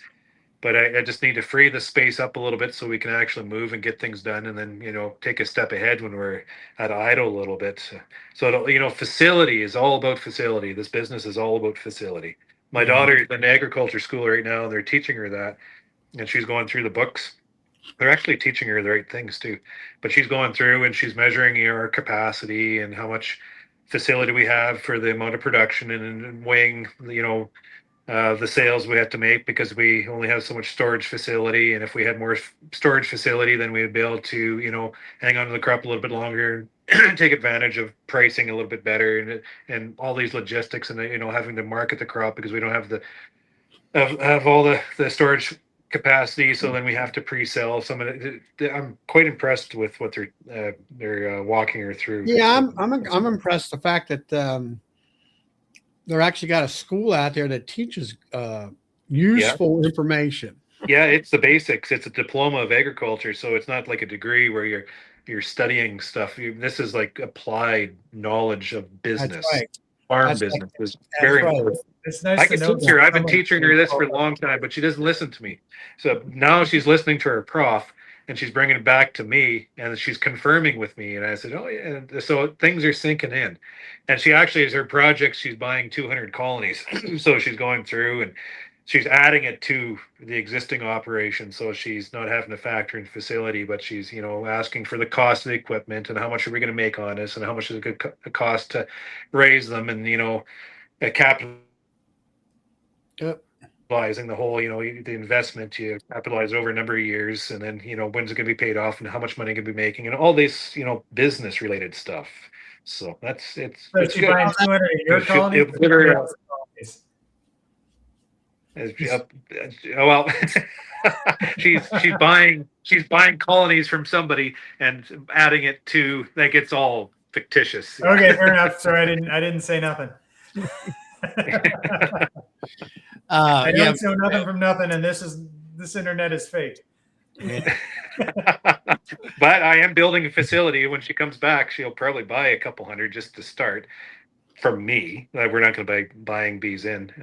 So she'll be buying the equipment, and then she'll be building the bees to go in the equipment, is what she'll be doing. Because she sees that too. She says, why would you pay $350 for a colony when I could just make the queen and just use some of your bees, Dad, and just make some colonies up? And I say, yeah, you can do that.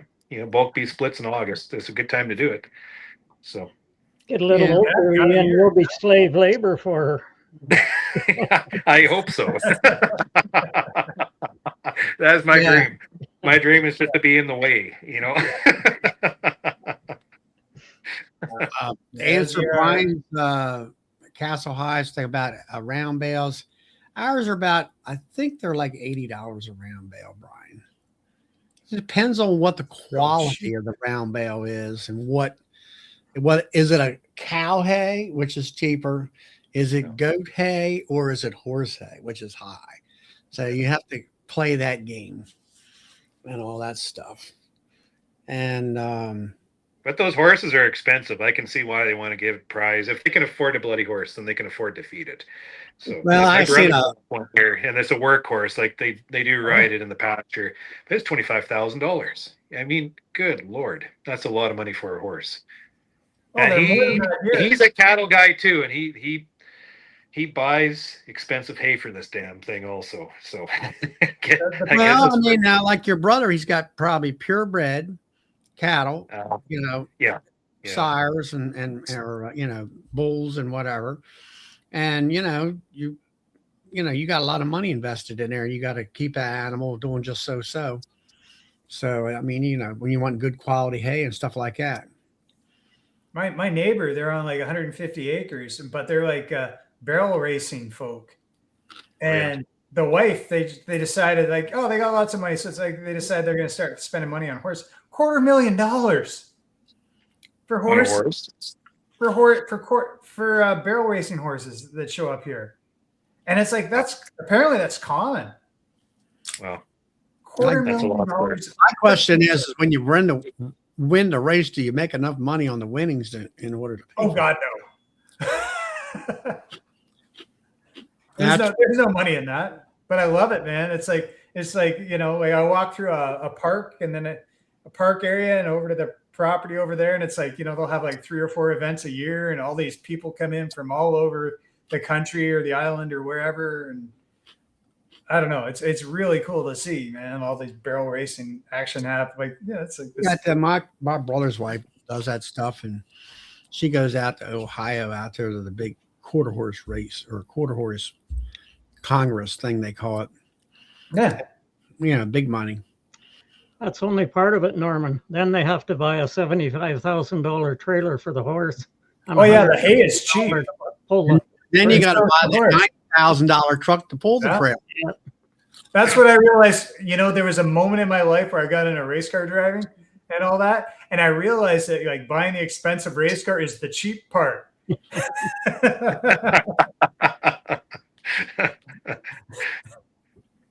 So yeah, everything else comes with it.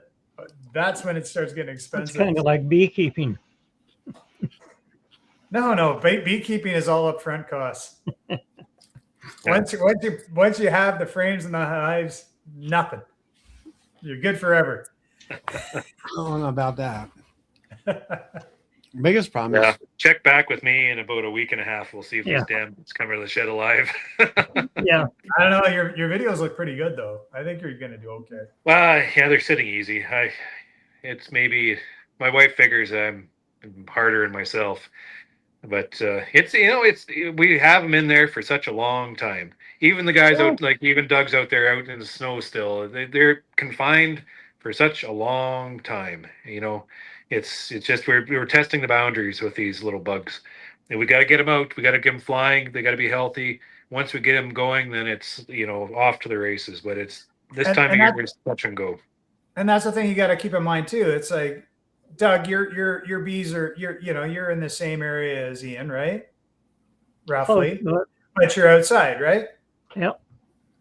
So like the exchange on that is like, yeah, they get flight days, but they might not be good flight days. So it's like they get a flight day and then it gets cold, and then it's like the queen starts to try and lay up, and then they decide, no, we're going to abort, and so then they cannibalize the youth. And it's like they can only do that so many times before it's bad. Then that's kind of what we have on the West Coast. No. But instead of cold, it's wet.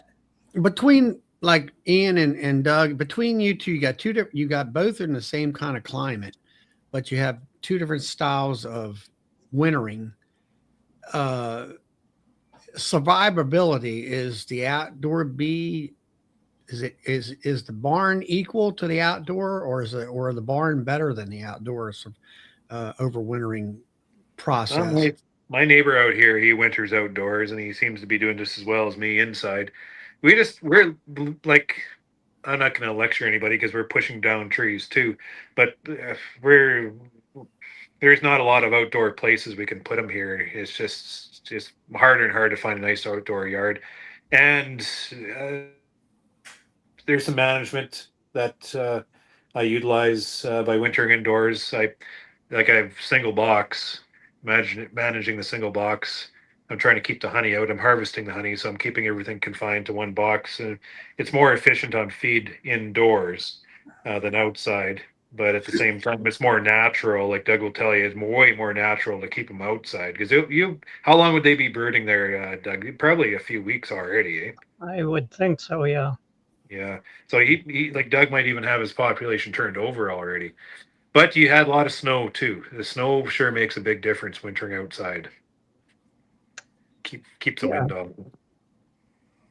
Right. But I think that like when it gets warm and then it gets cold, it's like they'll switch on and then they'll switch off, and they'll cannibalize a lot.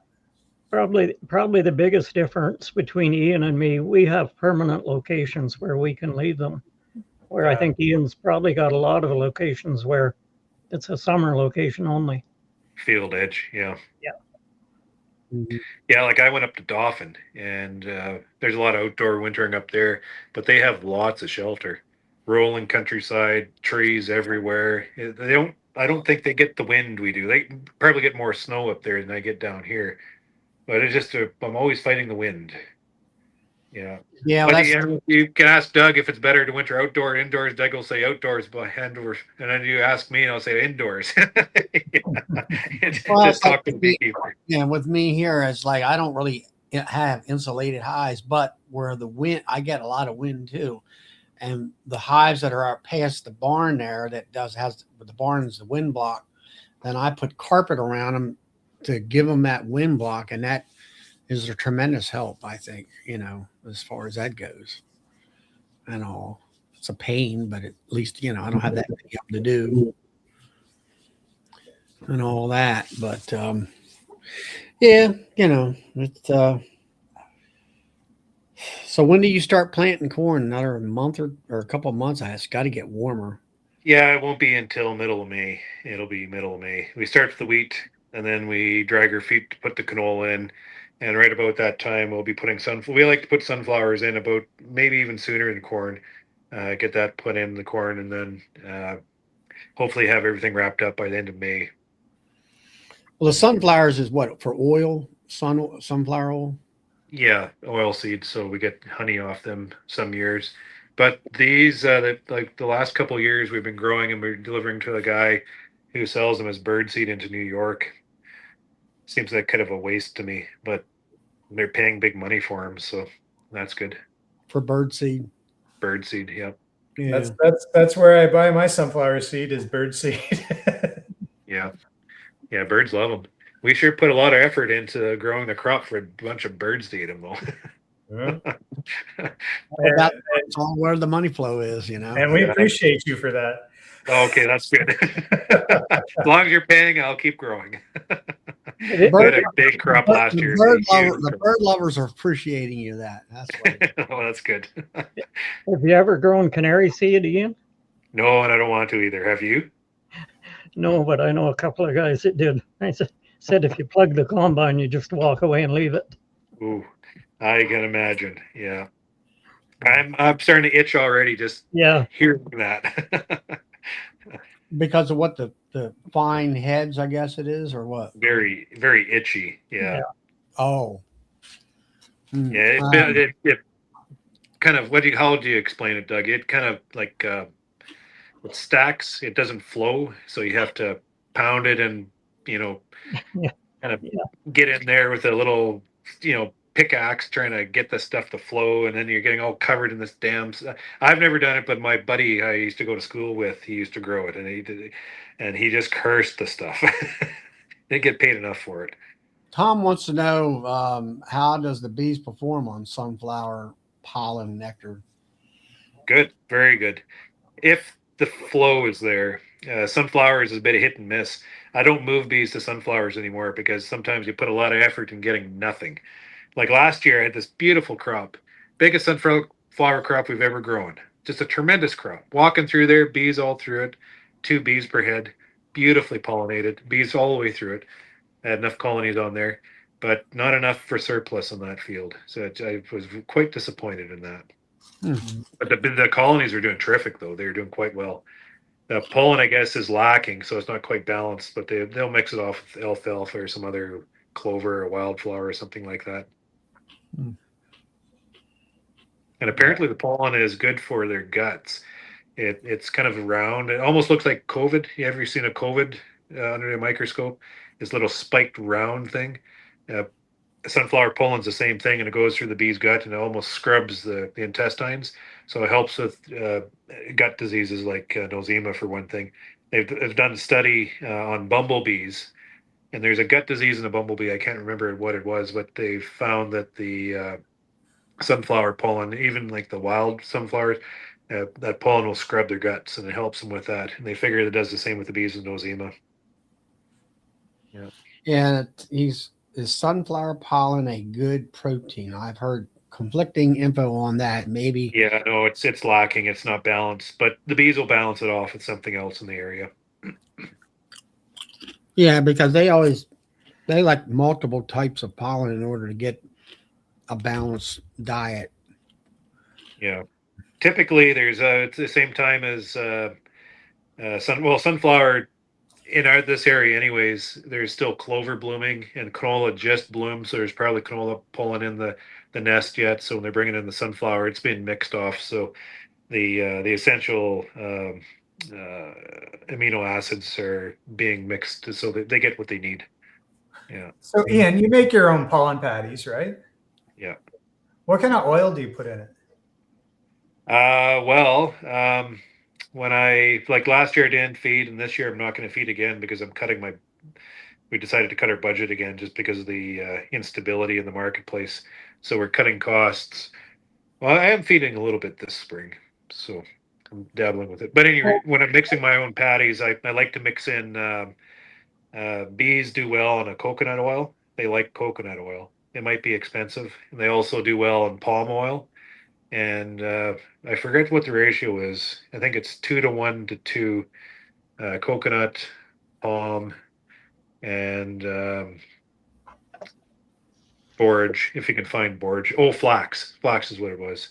They do well in flax. So keep the canola oil out of it, or any corn oil, anything like that. The bees don't use that very well at all. It's cheaper, more available, but they don't use it. Well, what was it? A year or two ago, you bought a bunch of pollen patties already pre-made from Global. From Global. Yeah, yeah. Just They too much. they mixed in the Apis biologics in it too, that rocket fuel. So that's why I bought it from them. And just well, you're like you're saying, you're cutting your budget back too to conserve costs. Yeah, I mean that's all there is to it. I'm a big believer in feeding bees, and they probably could have used it last spring because it's cold, and this spring they probably need it again. So I might be feeding them a little bit, but I'm not going to be as heavy as I typically am. I'm a big believer in fortifying their diet, but I mean, price of honey is not where it is, and just gotta. Well, we're trying to cut costs everywhere. Yeah. You guys have a guy down there that doesn't want to buy Canadian products, so we're just trying to tread as lightly as we can, just cutting costs where we can. Yeah. I find we have I'll have to buy a barrel off you this coming winter, Ian, because I'm out of honey right now. Oh, well, if you pay the shipping. What'd you say, Doug? we have a lot of willow here, and just about the time bees get to fly, that willow is producing lots of pollen. So we don't feed a whole lot in the spring either. And poplar, yeah. Yeah. Where I see the most benefit is when I feed in the spring when they're brooding, and then it gets really cold for a bit. They like the protein at that time, or in the fall or late summer after the crop's done blooming. The place gets pretty dry around here, and there's not a lot of pollen flowing. So I like to bulk them up a little bit in late summer into fall. Yeah, we'll have some dry out, but they don't use a lot of it. And then Russell wants to know. I know you single deeps on the inside. Doug, you can answer this more. What are you running double deeps for outside configuration? Ours are all double deeps, but I do know some people that run singles. Do they have to get out with a sugar shim or something like that when they're running singles out in your area?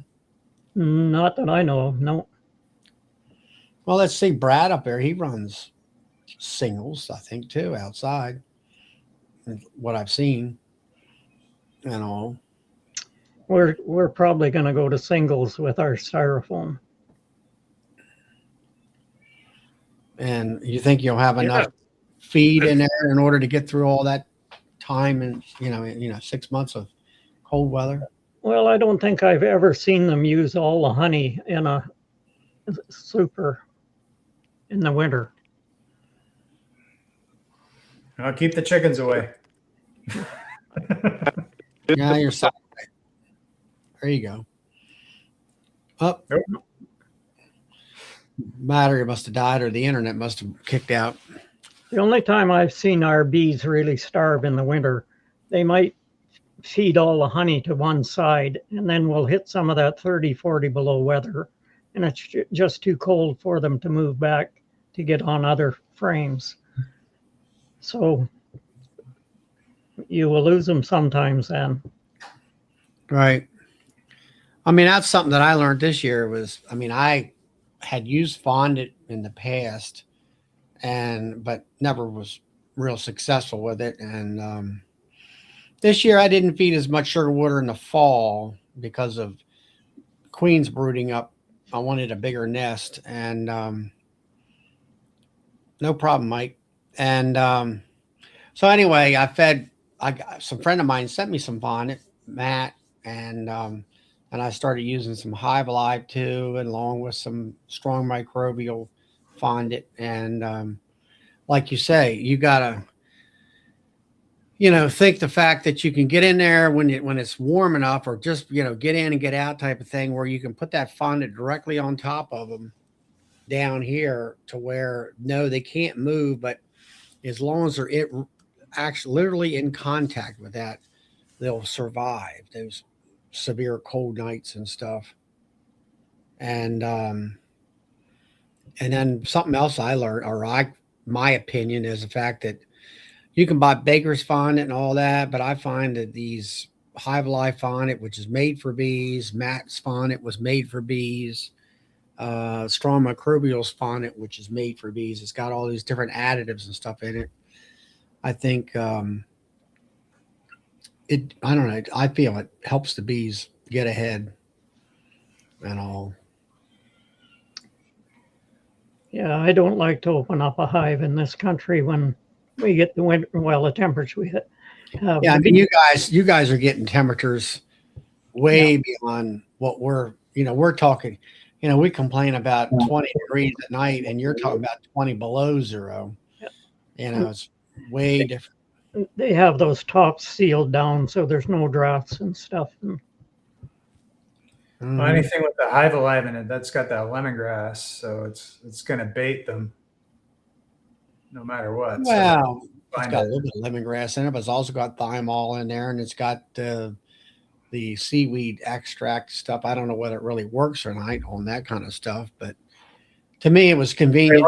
They love it in the summer, I can tell you that. Well, you're not going to be using fondant in the summertime. And I mean the blue-green algae stuff. Like the bees are all over our duck pond, and the duck pond is just filled with blue-green algae. It's like I'll have like a clean water fountain for them. They won't even touch that thing. They just go to the duck pond. They're all over that bacteria. They love that stuff. If you got you've got 2,000 or 3,000 acres of canola, Norman, they don't bother with the duck pond either. Oh, he's back. Well, yeah, you live in a different world than me, Doug. Yeah. Internet cut out. No, my battery on my phone. Yeah, I got it plugged in now. Should be good. Welcome back. To answer Eric's question, I'm feeding the bee bites. I'm going to try to feed them throughout, like put a half a patty on once a month or something like that, and see how the bees respond to it as far as, what's in the patty and stuff, and brood rearing and that kind of thing. I put some half a pound patties on already, I checked one hive today. It's been on there maybe a week, and it's at least half of it's gone or more, but I'm curious about that. I did a little bit of a deep dive into with the lactobacillus bacteria that are good for bees and all that. And a lot of people, it sounds like they're putting in like yogurt stuff to it, but apparently the best ones, it's like you want to take bee bread and treat it like you're making yogurt. And then whatever you get from that, the bacillus that you get from that, that's what you want. Right. So my intention, if I have time this year, is take my wife's yogurt making ability, because she makes her own yogurt, and I'm gonna make me bee yogurt for the bees. If I can bring that, and we're gonna see what that does. Just And add then sugar, right? then I'm gonna freeze it, and we'll use it in the winter and see if it saves some bees. That's Now, the plan. Dave's got a question for Doug. Do you have spring losses in the spring due to the temperature swings? Colonies starting to brood, then having, put. No, not really. The colonies that are raising brood are usually strong enough to survive. The weaker colonies aren't really raising brood, really. Yeah, I don't know. Then back to Eric, I guess it was. The bee bites are not pollen patties; they're more of a nutritional bar. So that's why I'm kind of, experimenting with them. It's just it's like everything in beekeeping. To me, beekeeping itself is a science experiment that never quits. You're always experimenting with something, and at least I am, and all. But it's just like for me, queens, understanding, with the way I manage my hives and stuff, I really need to requeen every year, and all. And I wear my queens out. Hey, Doug, those insulated boxes, what are they worth a piece? Oh, I bought them by the pellet full, and I think I paid, I think it was just a little under $40 a box. But I bought I'm them thinking direct. about them. I bought them direct from Edmonton. Okay. And they're not, how much bigger are they dimensionally to those wooden boxes we have? Inside they're the same, but they're an Same inch. size. Yeah. They've got an RDF. So they wouldn't fit my U-clip then. They'd be too wide for that. No. I don't use U-clips. Well, I don't move hives, so I don't bother putting U-clips on the bottom boards. Yeah, I'm thinking about that. It should be slick because do you find the insulated box, do you see the bees performing a little better, a little looser? Oh, yeah. Build up in the spring is a lot better. Yeah. Yeah, I recycle my all my honey boxes. They go down into the brood boxes. The brood boxes, they get worn out. They get hit the burning barrel. So that's why it's nice using the wooden boxes, the brood chamber. But I think it'd give them an advantage in a cold spring like this to have that insulated box. Yeah. And another thing you don't have to store those winter wraps and all of that stuff either, eh? I'm thinking about moving my bees out and wrap them, but then that defeats the purpose of wintering inside, like curses.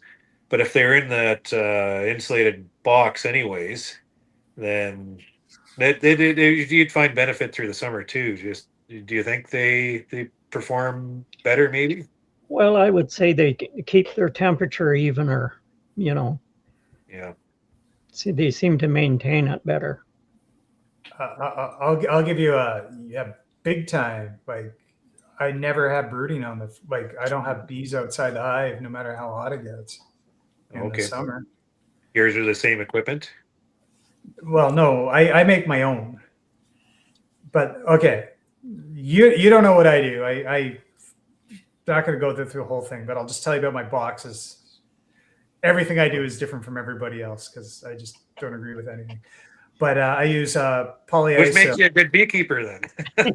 yeah, there you go. So the walls of my my boxes are basically 2.5 inches thick to begin with polyiso, which is that basically it's a roofing material you can buy, and it's got fiberglass on both sides and a foam on the inside that's really resistant. So it's an R15 or something like that. And then inside that, I was using concrete before that, your bathroom concrete that you would use, and I'm getting away from that. I found cheap cedar, so now I'm using cedar on the inside. So I'll use 1/2 inch of cedar, and then the foam on the outside of it. So it's an R15 plus.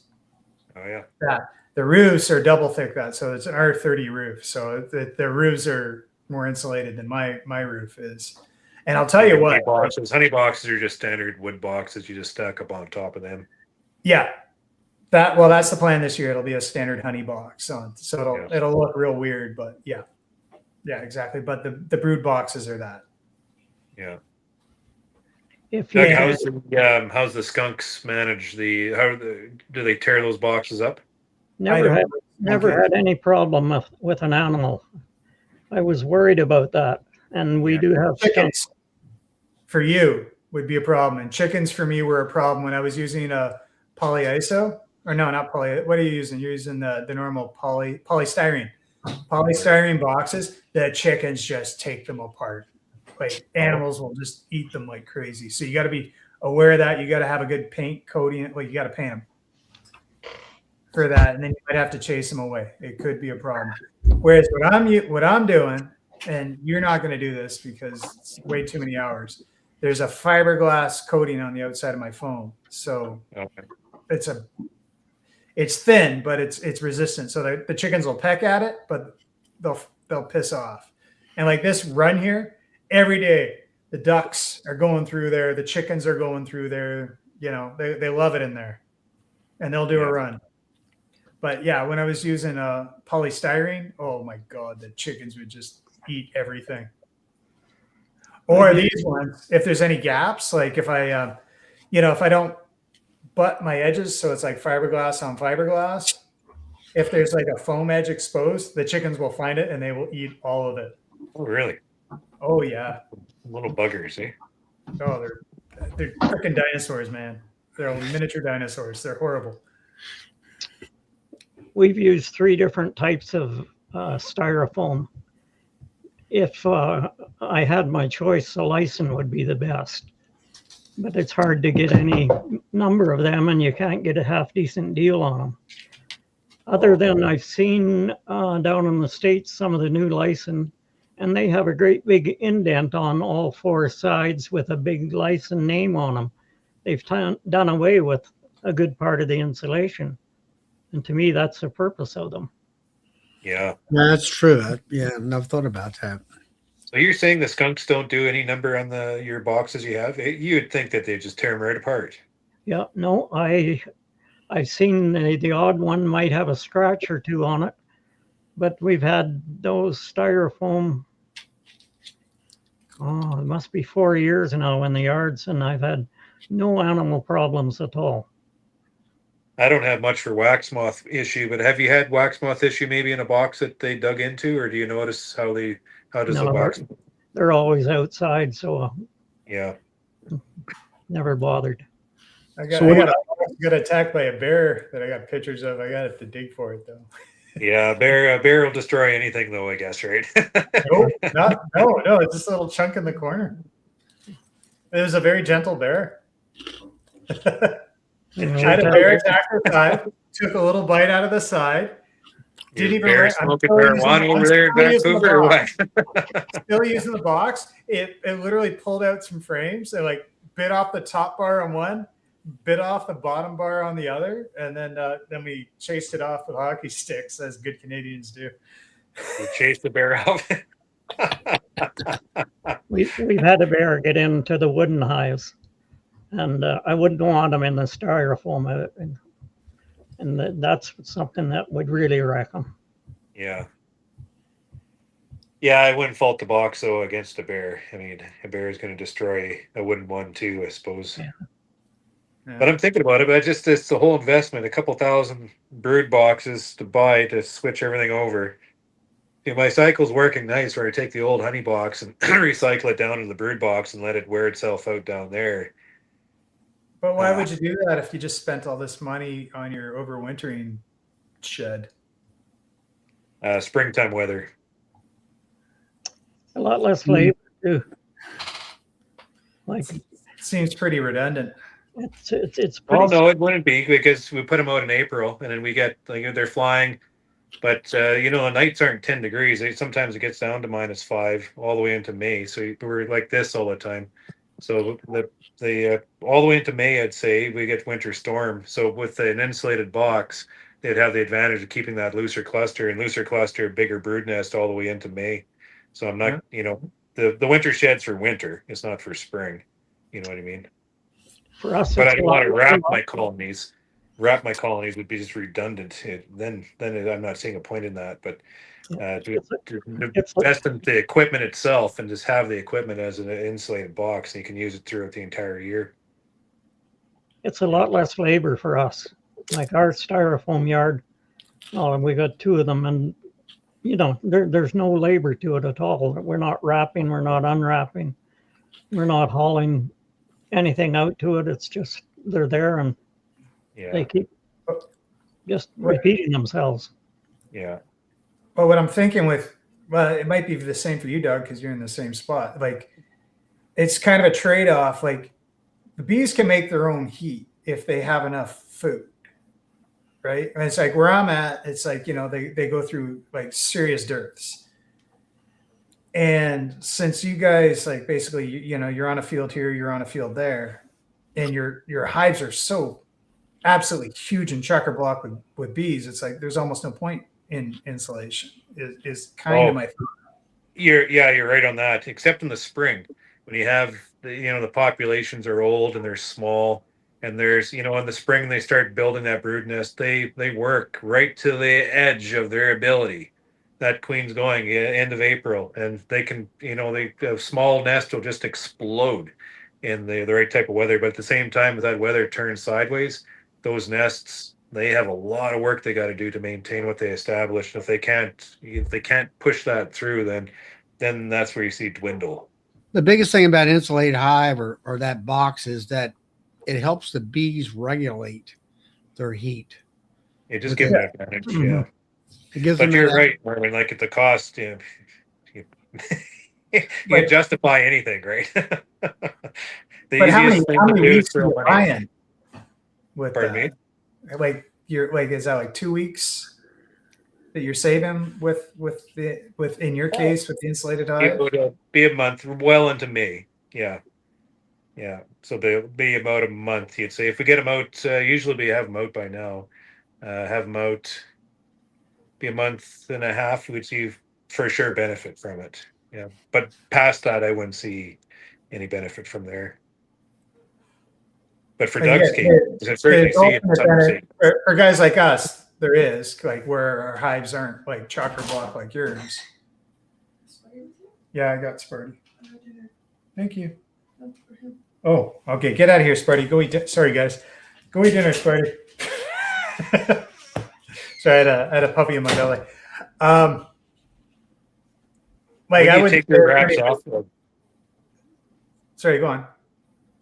Or when do you take your wraps off, Doug? Would it be middle of April, or do you wait till the end of April? It just depends on the year, Ian. Some years we've had them off about the last week of March. Probably the second week of April is probably the average time. Yeah. Yeah, hard to get work done with the wraps on. It just gets in the way. Yeah. So that's where you'd see the advantage too, because then you can those colonies would be insulated. Like you wouldn't have to take the wrap off. They're just in that insulated box, and you'd see that protection well into May. Well, yeah, like that's what I'm all about, and like I see the benefits all the way through till the summer. It's like they always leave more honey behind for me as well. Like they don't have to digest it to do the work. It's just that you have, so many resources available is kind of the thing. And you also have, your system that's set up for the wood boxes and all that. That would be the thing where I would. It's all about, just changing over to another style. Yeah. It's like, how would your truck work with styrofoam hives? Like, can you pick up a styrofoam box with that? Well, yeah, that'd be the issue, because you're saying they're much wider, eh, Doug? They're inch instead of 7/8. Yeah. Yeah, so it wouldn't work with pallets. Yeah, no. Unless I trim them off on the inside to be able to fit the clip, then I don't think I'd be able to use them. No. Would I be able to do that if it take a saw and just kind of narrow it down on the inside? Would that wreck would that wreck the what do you call it? The R value? no the Well, it would a bit, but I don't think you could.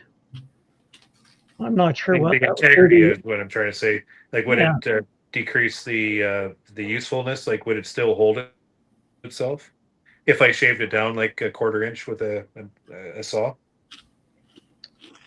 You could probably, I don't know, you might even be able to just use force and push it down into the middle of the box. You know, I'm not sure. I know I had that license 5-frame nuke and no 6-frame, and like putting the vaporizer in there. I had to make an adapter with a piece of wood because it melts the darn hive, and Yeah. and then of course with me, I'm all 5-frame and everything else is 6-frame, and it's kind of proprietary.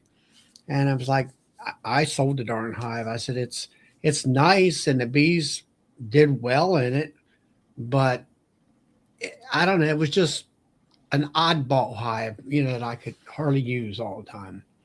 And like for you, Ian, you're out there. You got you're all set up. You got the hive lifting machine, and it hooks into the wooden boxes, and you got the vaporizers that don't worry about burning the wood because it ain't gonna melt it, and it just don't fit. No. Norman, how many frames are your boxes, Norman? 10. Those are 10s, eh? Oh yeah. So they're Langstroth. It's just you've modified the outside. I'm going to come right back. I'm going to get you a frame. I got to show you what I do. It's very different. Well, you don't use the standard frames either, eh? You'd be very welcome in England because they have like 5 different types over there. I don't agree with any of you bee people. I think you've done it all wrong. I'll be back. I made a migratory top for the styrofoam, and I have upper entrances. I use OA through the upper entrance. Winter, I put 3 inches of styrofoam on top of the wooden migratory cover. Oh, yeah. The other day, I treated for medication in the 1 yard that's where the honey house is. Just lift off the styrofoam, pull the feed plug, and I can put the medication through the feed plug. Yeah, and how is it? You showed me in 1 hour time. You kind of like a little. Well, I have a 3/8 rim around the cover, and Okay. I've just used And you poured a hole through that rim. Yeah, Yeah, that works well. yeah. I would have 6 boxes stacked on top of those insulated boxes. Does it hold the weight? I've had 6 honey supers on them with no trouble at all. No trouble. Yeah. Yeah, no trouble.